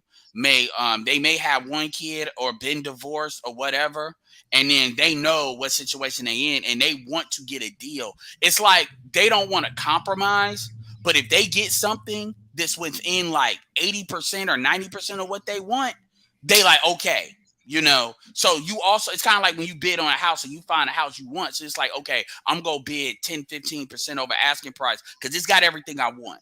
And I know that shit ain't coming around like that, because that's a delusion. You got a lot of women that think when you think men are disposable, what you believe is that there's a supply of men. That's like, even women have acknowledged there's not a whole bunch of men that are look good as far as their specificity and got money. I ask this, and this is what I would ask her directly. I would be like, ma'am, because she's old in my mind. How many men are out here that look the way you want, got the money to where even though you're making your own money, you can be secure with them? Because 50-50, they don't respect that. I don't give a damn what they say. And how many men basically pass the sexual alpha test as well?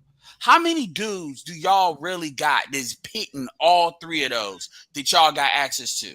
Oh, the fourth thing is, technically you put looks and sexual currency in the same thing. The third thing is this not gonna cheat on you. How many of y'all really running? And so what it is, this is why these women get into places like Clubhouse, or they get around these dudes to tell them absolutely what they want to hear. I call them emotional dope dealers. You saw what happened to TD Jakes when TD Jakes told the truth one fucking time out of like 8 years. Half his shit is empty. So my point is, hey, hold on. Was that actually legit, or was people like exaggerating that? Like, was this I'm getting mixed reports, but let's say it is. All that shows is why they were there in the first place. I mean, truth be told, TD Jakes is one of the first ones to adopt getting money, getting tithes online. So he's fine. What's in there is fine. He can just do some camera work, make motherfuckers sit at a certain spot. So he's getting money regardless. Remember, he's booked flood in. But I could believe it. If it's true, that just goes to show you why they were there. They were there. I mean, he said something one time. It wasn't even that bad. He didn't say something that bad, and then they just lost it. But yeah, but at the end of the day, women like that, they're opening up other lanes for other black women that want to have some sense. There's not enough slots, and some women are going to die on that delusional hill. And you got to accept that. It's no big deal. The issue though is y'all dudes got to stop. Here's the problem. The problem is not what black women say. The problem is too many black men believe that shit. So when people ask me, like that dude that was in there talking about just move on, why do I talk about what I talk about still? It's because my job is either A, to enlighten you, or B, to make you as uncomfortable as possible and you being a cuck. So basically you settling, you need to be uncomfortable. It's like getting with look, I'm not judging y'all, whatever. But it's like if you a millionaire and you get with a fat chick, I'm talking about a chick where she's fat when you met her. Mm-hmm. Dudes should make you uncomfortable with that, because that's not in the standard. Now they don't have to directly, make you uncomfortable, but they should make you uncomfortable by being with the women that they're around being on standard. And then you the odd man out. Don't gotta say shit. They be like, well, why you feel some type of way? Well, man, I mean, hey, you the one that showed up with that. It ain't like you met her before you had anything. I can understand that. You showed up with that. And then you see what I'm saying? So too many dudes buy into that shit and they want to save these chicks, man. But anyway, that's all I think. I mean, she's just being goofy. Freeland's Journal in the building says black women will have no political power when the boomer voters are gone. New black male voters are trending GOP. When the scales tip and black women cannot deliver black men to win urban elections, it is over. My nursing home awaits. That is an interesting point. And shout out to Shannon Rawls. He says it is true about TD Jakes church. Yeah, I don't know if it was true. I mean, if the only evidence is a picture, then I don't know. I mean, Shannon typically wouldn't say something unless he was sure. I know. That's why I definitely trust Shannon. Shannon don't just be throwing out anything. Shannon's one of the adults in the room.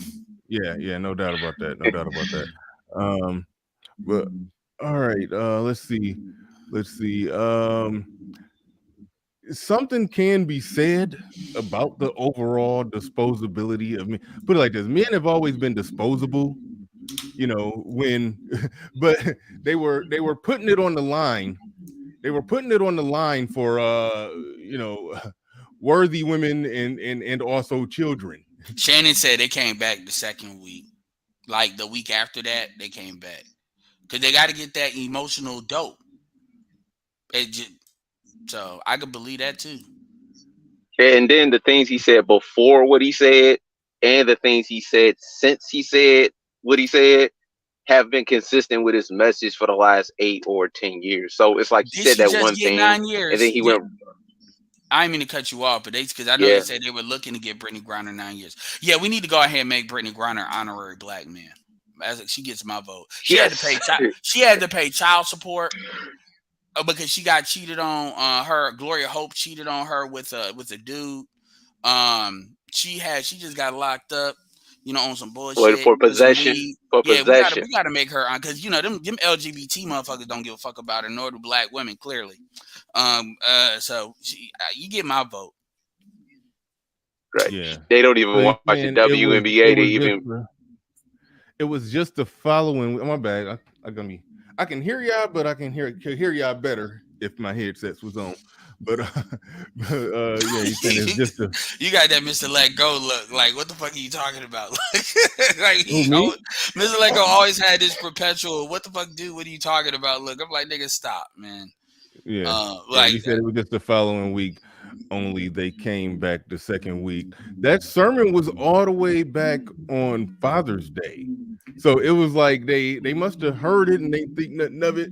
But then when it went wild on social media, everybody started talking about it. Then it was that look good. A little brief reaction, but yeah. But hold on, hey, Mike, you got a little. I hearing some background rumbling. Dang, they really gave her. I mean, that could be some bullshit. That could be some shit where they trying to get more. They like, oh, well, Biden actually will give us some shit. Let's see how much we can get for this hostage. Because that's really making Biden look weak now. That's starting to get bad. And don't let some Republicans get smart and be like, these Democrats can't even get your women out of jail. Like, just to throw some rocks out there. I would. What do you think? You think he should trade for the arms dealer chick? I mean, dude. Yes. At this point, because it's a political problem, it makes Democrats look weak. I mean, people do that. Number one, it ain't like you dealing with a terrorist organization. You're dealing with Russia. So it's a different situation there. Another thing too is it makes him look weak. It does. I mean, to certain demographics. Republic, I don't think. Yeah, I know for a fact Donald Trump went. Well, then again, Donald Trump might just to say I did it because I can, because he'll call. He could go either way with that. He could beat on some. Yeah, I know how to make deals, and he'll spin it to make it look like he won.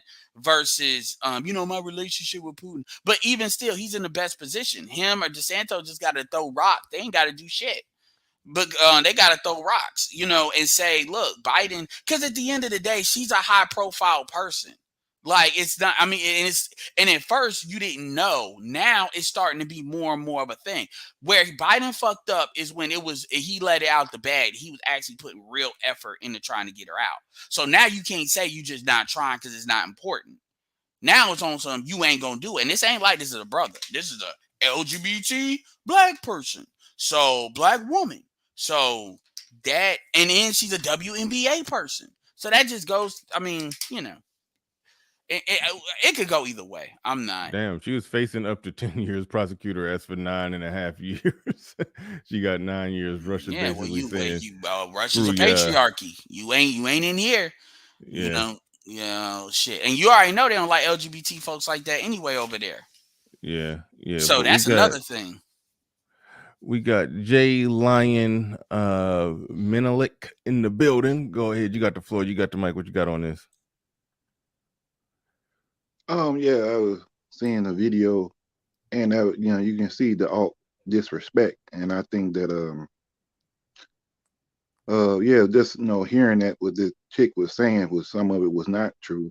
Wait, hold on, You real see quick. that. Silent. Hold on. Silent made a good point, and that's what I was alluding to. Trump wouldn't let her out, or at least he talking tough shit right now. Like ain't no way, like he wouldn't let her out because of A, B, C, and D. But if he was in office, he probably would let her. He probably would let her out on some, like Ed said. Just look at how great I am. I do great things, and I'm yeah. So But he talking.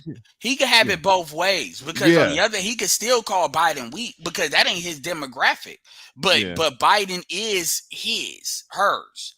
And so what it goes to show you is, like, so he could have it both ways. He could. Yeah. So Yeah, but all right, go ahead, Jay Line. You got it.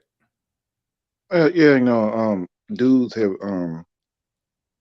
created the infrastructure of the world, and basically, when she was saying about lions, I mean, lions basically protect the pride and do all that type of stuff, and like whenever it's trouble, the female lion calls out for the male lion to come and just destroy that. You ever seen like a lion come and just destroy a hyena and stuff like that? Was just it was like nothing. I mean, I saw one of those videos and I was like, um, the way he took down the hyena was just vicious. And I was like, and I'm saying, oh, she was trying to prepare this and all this other stuff. And I mean, her argument wasn't that good. And it just shows you that how far gone that the contemporary Western black woman is just is gone. I would say that, and even I think ABW even told me myself. She was like, maybe about 15% of Black American women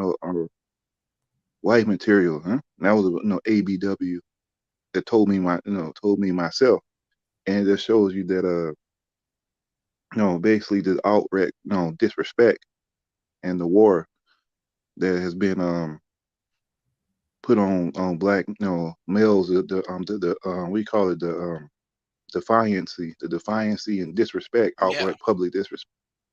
And like this is yeah, and when you see stuff like that, I don't know, it's like it's just, to me, I feel like it's just kind of just a very small percentage of the women are left, and I'm thinking that, oh man, it's I don't know, and it shows you that it's like you said, Edward Henderson and BGS says it's the matriarch and gynocracy, and I think, guys, it's time for a lot of guys going to start putting heat, dating out or getting black women from like different cultures or whatever, going overseas, and because like I think a punishment needs to be taken out, huh? I mean, my For thing, I ain't even saying a punishment. It's that you need to. Here's my thing. You need to do not help nobody that don't respect what the fuck you doing. There's only a couple of people that can kind of get away with that a little bit. Like people that may have put years of time in, years. And we know who those type of people are or can be. But for the most part, like 95% of folks, if they not respecting what you doing, especially if the relationship is more one way than like mutual, because if you getting what you want to get out of the situation, I'm talking about just any relationship, partnership, whatever, then that's different. But if no, and the thing is, women, you could do all this shit for women, and they still act like you could be rich, like you saw with Shiny Sony all them. You could be rich, and then they still act like the shit you doing ain't what you doing. And so, where men have fucked up is men are still, it's like men are trying to prove their love to this chick, to a chick. It's not just black women. I would say that with any woman, anybody. Do not do that. Stop trying to prove it and just dare them to go get that somewhere else. And what you see is they don't do that. That's it. Because I say this every once in a while. You cannot fix a spoiled child in the same environment they were spoiled in. But when I say environment, what I'm meaning is the dynamic.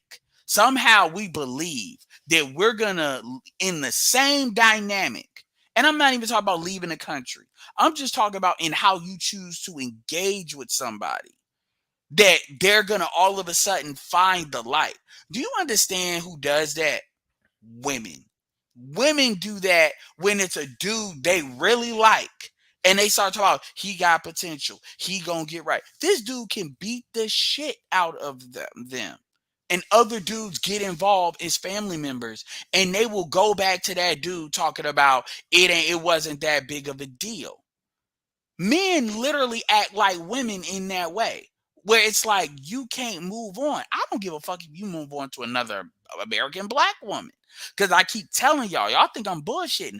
I still date American black women, but if you act up, I'm not about to sit there and play the fucking I need to find my way to your heart. I need to do what I need to do. I'm not doing that. It's bitch you out. I have perfected and that's a skill you have to develop. Learn this from a guy by the name of Jeffrey Combs, The Art of Letting Go. I learned how to let go when it comes to prospects. I learned how to let go when it comes to bitches. You niggas need to learn how to let go. A lot of you niggas want that pat on the head. They really do. They want that pat on the head so bad from a black chick. And I'm like, y'all put up with shit y'all shouldn't have to put up with. For real. And that's on dudes at the end of the day. And here's another thing. You got dudes selling that to other dudes.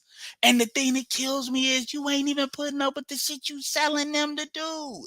I'm like, niggas, if somebody like take Mr. Let Go. Well, Mr. Let Go do be getting cussed out. But like in real life, I'm sure that nigga, if you a problem like that, he ain't about to just You be getting cussed out by who? Oh God. I did a video on that. It ain't just Kendra. Tanya, he acknowledged it on your shit. Tanya, okay, all right. Kendra.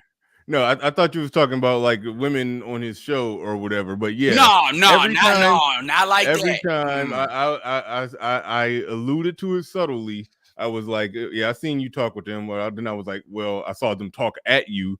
Every time he got, in a conversation with a female content creator with a little bit of status, rather we talking Kendra, Tanya TKO, Cynthia G.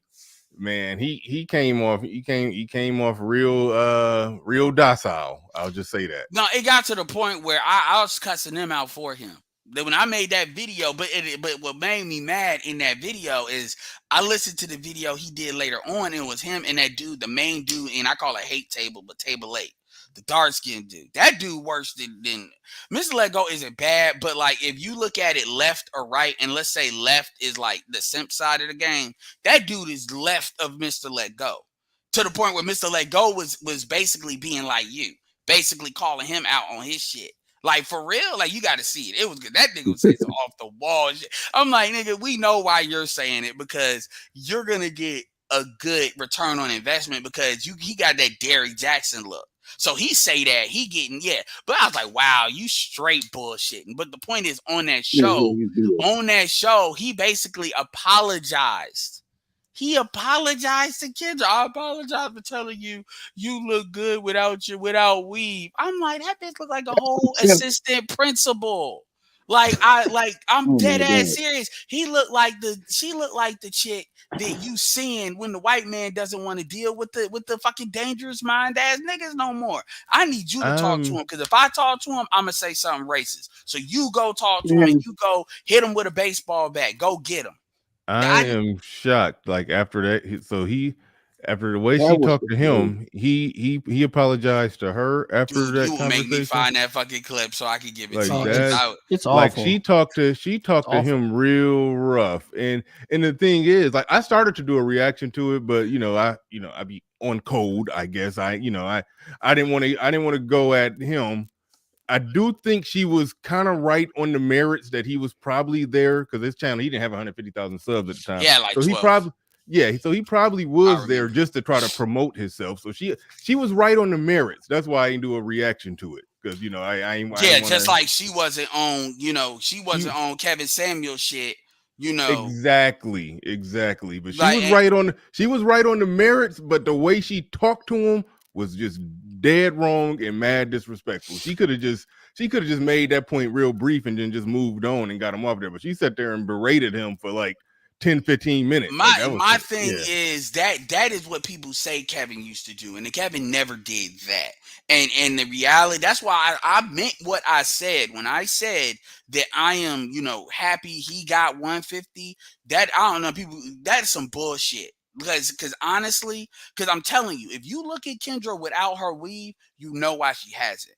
And I'm not trying to say she's ugly. The issue is she's got these kind of roll things on her neck where it like slaps you in the face. when that's not there. And I mean that. It's like, whoa, oh, it's not even her face or anything like that, because she has hair. She has hair that comes like down to like her, like right to the top of her neck. So it ain't like she ain't got no hair. But it ages her up like goddamn. Like she's what, 42? She's like 49. She's a fuckable 49, but she's a 49. Like when without it. I mean that. Like I gotta show the before and after. But yeah, that was uncalled for what she did. I don't care about no clout because it's like, look at all the motherfuckers she deal with now. All the goofy people that low key, I'm convinced motherfuckers get up there to troll her ass now. Anyway, I'm done. And she put up with that shit.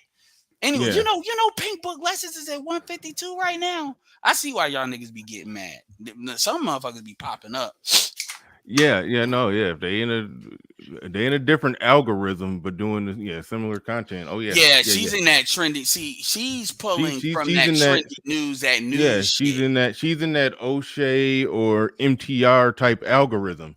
And if you don't get caught up in in this little live show panel discussions, if you don't get like locked into this algorithm, you can grow out there if you make some good, well-produced, pre-recorded content. So that's what she did, and she did the game the right way. I mean, the good thing about you is the investment you made in the back. I'm gonna say this, and I'm gonna hop off. The investment you kind of made in the background and stuff, and just how you kind of come off. When I say come off, like it's not really that you on like, oh, they be talking to you like, well, you're not really one of them. You're still one of the normal folks, that's not on the red pill bullshit, even though you kind of you're seen as like a red pill sympathizer more than like an outright, you're one of them motherfuckers, so they be low-key trying to like that. Mr. Lego, like you need to come on the normal folks side of the game. I mean, you still like black women, you're still with a black woman, you're dressed nice, you're not smelling it, you show your face. Clearly, they're gonna try to recruit me over there and get me. Hey man, be the double agent. I wouldn't be mad at you. Get your money. No, get your money. I'm dead ass. Like, get your money. Shit, give it. People will piss me off, but I'm gonna piss them off. But give it like good 90 days. Go clear out the what they call it, the moderators again, and then do 90 days no panels, and then niggas get mad, and then become a slight enemy for a hot second. And then motherfuckers start coming over here like, get Nate the Billions on there. Go get like a time where you get all the people that don't like the space. And you just start interviewing them. You do that. Hey, I got a Mary Brown coming through tomorrow. So I mean, hey, we go. That's good luck. Good luck with that. That's gonna be a good one. But Freeman's Journal in the building. Freeman's Journal. Peace go out, ahead. y'all. You got the floor. Yeah, peace. Yeah, peace. You got the floor. You got the mic. Thank you for your patience. Go ahead. You got it. No problem. Hey, what I think all this is, this spasming of these videos, just slandering black men even more. It's just more of the same because they're anxious, right? They see black men leaving, right? They see Gen Alpha, Gen Z, their little brothers and nephews dating out, right? So they know what's happening. So this whole they need attention, almost like when little girls try to beat up little boys that they like in elementary school, right? They don't know nothing else, right? They can't possibly be serious. Like Ed went over. If you're not recognizing inflation and the need for two incomes, you're crazy, right? So I just think as time goes on, that is going to happen. The anxiousness of black women as they realize, that the gynocratic fiefdom, guys are just wandering off the plantation. They're like, hey, there were 100 guys here yesterday. Now I only see 95. What's going on? Right. So that's what I think this is. It's in reaction to what they see in the marketplace. And she's just emblematic of. She's just one person. But I mean, you see like Swim Thick. What is that? That's rebelliousness. It is. They know they shouldn't be that big. Yeah. Okay. I look at that as just, one of the many attempts to further normalize it. To formally, try to make it more of a socially acceptable thing. And granted, like they do have right to do that. Like it's ridiculous. But for example, they just put some big chick, I forgot her name, on the cover of Sports Illustrated or Sport or something like that. Plus size model. So they're going to do what they want to do to normalize it. And that's what they That's what they're going to do. And you got it. GC, the link in the chat. I think RM just posted it. Just scroll up. Yeah, there you go. You got it, GC. But yeah, they're going to do that. I looked at it like this. I looked at it like this, and I didn't really do no content on it, but I did look at it from this perspective. And hell, GC pointed this out too. The fact that when you look at it in a snapshot, and you could see, I think the male to female ratio was something like 20-1. It's like their 300-pound milkshakes was not bringing all the boys to the yard. So that's shout out to Game Changer. I just stole his joke right as he showed up. So go ahead. I pass to UGC on one of your favorite pet topics. But hold on, real quick. Ruckus Buck in the building. He says the elections are coming up. They need to get you ninjas in line. Good luck with that. Good luck with that. Thank you for that super chat. Do appreciate that. Appreciate everybody who's been supporting the stream. We had a total of 500 people in here. I don't know where we at on the likes, but make sure y'all hit the like button. Appreciate all the support. Appreciate all the support. Go ahead, Game Changer. You got the floor. You got the mic. Well, yeah, thanks. Thanks a lot, Bernard. No, you said a lot of what I was going to say about that event. I've said before that it is a matter of being attractive, and men aren't really falling for propaganda as much as they used to. There are definitely more big women than there are men that are willing to choose them. Now, there are people who try to use bandwagon advertisements saying stuff like, oh, wait a minute, this guy is here, which the conclusion of that is to be, okay, so if one guy likes big women, then I should like big women too, because sperm expensive, eggs cheap. But you see, here's the thing about sperm being expensive, or sperm being cheap, excuse me. Why is it that black men have the cheapest sperm? Like, think about this for a second. The cost of sperm versus the cost of black sperm seems to be a lot cheaper than every other race of men. But we're okay with this as long as we get a nut. How stupid is that? How stupid is it for someone to perpetuate this way of thinking amongst a group of men? Do you see Asian women getting together, or excuse me, Asian men getting together and going to a bunch of fat ass Asian women for eggs? I don't think there's a such thing as a bunch of fat ass Asian women. No, there isn't, and there's it ain't enough. I don't think it's enough of them fat to where you see them in bunches. You saying they don't travel in herds, Bernard? I mean, it makes you wonder if sumo wrestlers even have daughters. I mean, because they don't get fat. That's because the men respect their sperm. They don't just say, "Oh, it's less expensive than eggs, so fuck it. I'll just sell it. I'll just give it away. 16 gallons. Fuck it." They're not that stupid, which is why they are reputedly smart, and why we have to be smart to the messages that we hear. Listen, do not sell your sperm. You have control of the overall value of your sperm. Do not give it away cheaply. Do not cheapen yourself, and do not encourage others to cheapen themselves to benefit women who are not of great value. Other men understand this. You will not see them degrade themselves in such a fashion, nor would you see them encourage others to do so. That would be foolish.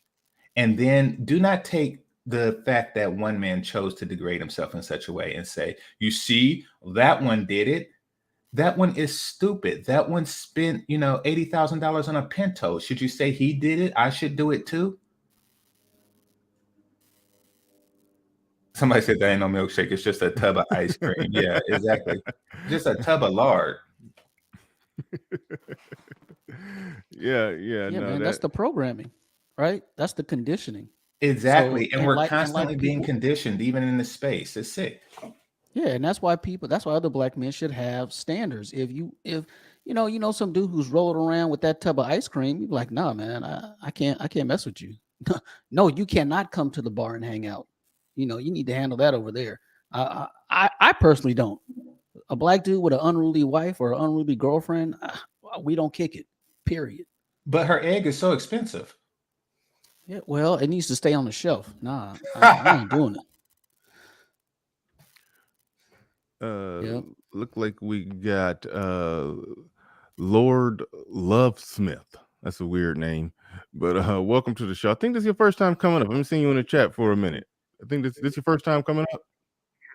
My first time coming up on here. Yeah. Oh, okay. Thanks for coming on through. What you got?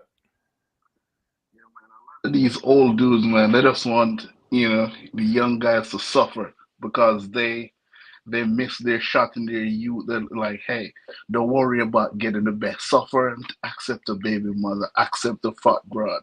That's what I see a lot of these old dudes pushing. There's a specific dude, but I won't call no name, No, we ain't doing that. We ain't doing that. But no, I definitely agree. Worse than wanting to see the next generation suffer as they did, they want to make their situation or their suffering appear like success. Love Smith, and that's the key motivator behind that. They want to be seen as successful in the eyes of the next generation, which is why if they have a fat ass bitch, they want the next generation I'm saying in general. Like if they have a fat ass bitch, they want the next generation to feel as if that is something to envy. You see what I'm going with that, Love Smith? They want to make it seem like their accomplishments or lack thereof is something greater than their own. Now, the problem with that, and the reason why you will never see, the next generation do that completely, is because we now have view into other communities. You see, I didn't even know, growing up in the hood, I didn't even know what wealthy was, in a sense, because it was all relative to my neighborhood. Of course, some families obviously had more than others, and some kids got allowances while other kids don't. So that was clear. But you look at the wealthiest family on your block, et cetera, et cetera, et cetera, and then you compare it to some of the homes that you start to see later in life, and it's like, oh wow. By comparison, I am failing. Now, what happens subsequently is that a lot of Black people, they get these fat ass ugly bitches, and then they think that they're doing good because she is I don't know, she has a quality, she's smart or something like that. And What did you see the beginning when I was talking about the chick talking about men being disposable? Did you catch that? No, Okay. it's early here, but I know, yeah. You on that West Coast. You on that West Coast. Yeah. No, I would be interested in your take on that one, because that was an interesting one. That was an interesting one. But let me say something so on that Christian point. said something. No, I didn't get an allowance as a kid. I just kids did. Don't get allowances. No, some kids don't get allowances, and I was one of those kids. I give my 7-year-olds and my 9-year-old allowance. What type of poor guy is that? What? I give my kids allowances. Yeah, no, my dad was a asshole when it came to stuff like that, because he felt that it encourages work ethic. So I would be a hard-working 9-year-old, I guess. I don't know the logic behind it. I think that's the same thing with my dad. So I had to break that curse. And hey, my son, here's $200. Here's $100. Yeah. Well, ideally, what you ideally want to do if you're doing an allowance, you want them to basically work for it. That's really the best way to go about it. If you're going to do an allowance, have it be certain things that they do, and after the week of a job well done, then they get their payout like a paycheck, so to speak. So that's one way to do it. But then the other school of thought is, God damn it, you a kid in here, you got free room and board, you eat, sleep, and shit here for free. I ain't giving you damn money to clean up around here. So there's that. Yeah, there's multiple parental. Yeah, there's multiple parental schools of thought on that one, definitely.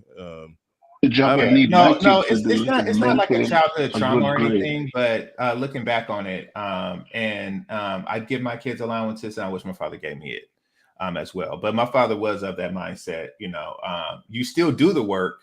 You still do the work like the kids who get allowances, but you don't get an allowance like those kids, because life's unfair.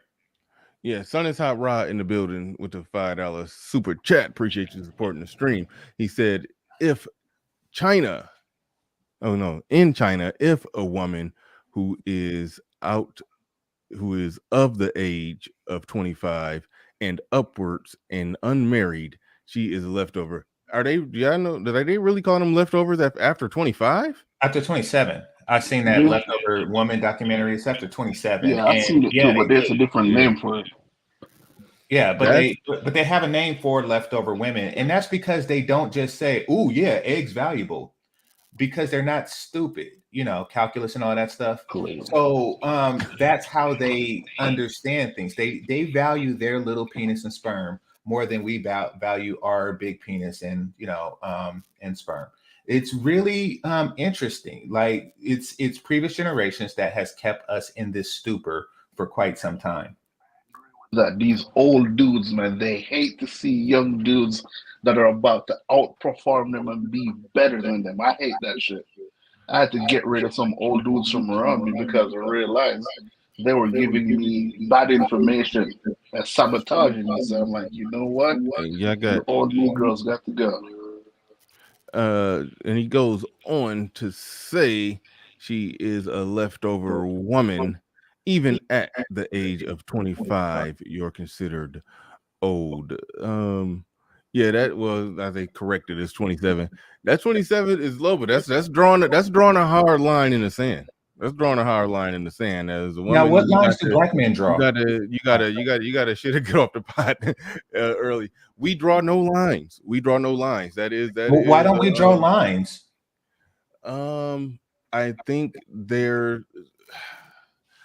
black men tend to yield to what the women want, and that's how it has been. That's how a lot of men have been operating.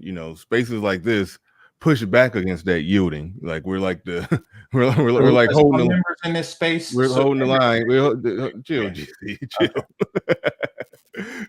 but no, for real. That's the answer. That's the answer to that question. Men tend to yield to what women want. I mean, you've done a good job, breaking that down. Like it's dudes who like the situation exactly the way it is. They like everything, they like to communicate. Oh, let me mute up. I think that's Lord Smith. But oh wait, yeah, there you go. Yeah, they like it exactly the way it is. They like the gynocracy is just exactly the way it is, because occasionally they get to fuck a five with minimal investment. That's pretty much where they at. They don't want to see this change standard. My ass, no. I get to fuck a five here and there. That's so some dudes are like that. Nate put it quite simply. He says some dudes worship women. So that's where we're at as black men. You rightfully pointed out that was genius about black men's well, we normally talk about it in terms of a standard, but we talk about the sperm being cheap. You said black men's sperm tends to be cheaper. So yeah, developing a standard, drawing certain lines. That's where it's at. That's what's important. That's what I did. That's what I had to do that in my personal life at one point. I had to draw a line. I had to get off that, trying not to out myself. Well, I already outed myself in previous streams. So y'all know how I got down at one point in my life. I had to get off of that shit. I had to get a quality versus quality instead of quantity mindset. And it makes the world a difference. It makes the world a difference. So in other words, you raise the price of your sperm. Yeah. Yeah. Got it. Rightfully so, man. In a very real sense. Who else we got in here? Trying to think. I had a number. What do y'all think about this? Is probably the last thing we'll talk about. We got 17 minutes before we're going to get out of here. Canada actually passed some legislation. This was one of the previous topics on the show when Game Changer was definitely sleep. But hold on, let me pull this up. Canada passed some legislation, and I can't even find what I'm looking for right now because my internet is acting weird. I'm surprised I'm not lagging. Who was that unmuted and got background noise? Canada passed basically some legislation against the thing called stealthing. Here it is, right here. Hold on, let me pull it up right now. This is the last thing I'll go around the table with, and then we'll um, get the hell up out of here. Canada Supreme Court has ruled that people who don't wear condoms during sex, despite requests from their sexual partners to do so, can be convicted of sexual assault. In his unanimous decision, the top court ruled that stealthing, the act of pretending to use a condom or removing one prior to sex without the partner's consent, can violate the legal grounds for consensual sex. Now, like I said earlier, I agree with that, but I wonder how much of a line they will draw on the act of But poking a hole in a condom, the act well, of a woman lying about, being on birth control. Because the guy is lying. If he had the condom on and then, he ended from the back and he pull it off, he is lying and deceiving. But because that condom was the agreed upon pregnancy prevention method. But let's just say if her birth control was the agreed upon pregnancy prevention method and she decided not to she decided to get off the birth control and not tell him, would that fall under the same thing to where if he can get sexual assault charges put on him, could she get some type of sexual assault charges put on him? That was my questions that I put on the table with that. I've oh, talked about this before, but this is the first time that somebody actually put some legislation on the table for this whole thing called stealthing. So go ahead, which I got on it. I'll start with Freeman's Journal. yeah, man. There's not going to be any punishment for poking holes in condoms. All right, right? It said if you don't wear one, only one person can wear a condom, right? So, yeah, it's not going to Oh happen. no. And plus, I'm saying they would have to make a whole new rule. They have to make a whole new rule. If they right, want to right. make this rule, then they likewise should make the other. They likewise should Yeah, they make the should, other. but they won't. They won't. And then it's Me Too on steroids. What's to prevent a woman from saying, "I told him to wear a condom"? Right? That's just he said, she said. You can take that to a courtroom with this law. So, I mean, basically, don't have sex in Canada, pretty much. Damn, you are right that yeah, anybody could just say that. How do you prove it? Who was in the room? Exactly. You Who was in the can't. room to So prove that actually happened? don't have sex in Canada. So it'll be her That's what word they should against. call it. Yeah, yeah. No fucking in Canada, because yeah, it'll just be her word against yours. Yeah, I could have had sex without a condom or with a condom, and she could just randomly say, "Hey, he did this." Mm-hmm. That's some So yeah. believe all women shit on steroids. You're right. Go ahead, GC. What you got on this one? Yeah, I definitely agree with Freeman's Journal that it's not really enforceable. Like, do they even say what the it's punishable by what? By arrest? By by death? I mean, like, what's the penalty for it? I think that it sounds like, to me, because it's not really enforceable or provable or anything like that. I think it's really more of a law that exists, to for the politicians to say, I am concerned about this particular issue that affects women. It's really just women out there saying, yes, this person gets me. But I'm pretty sure that the law existed in some form or another. I think that would probably just categorize as sexual assault prior to that anyway.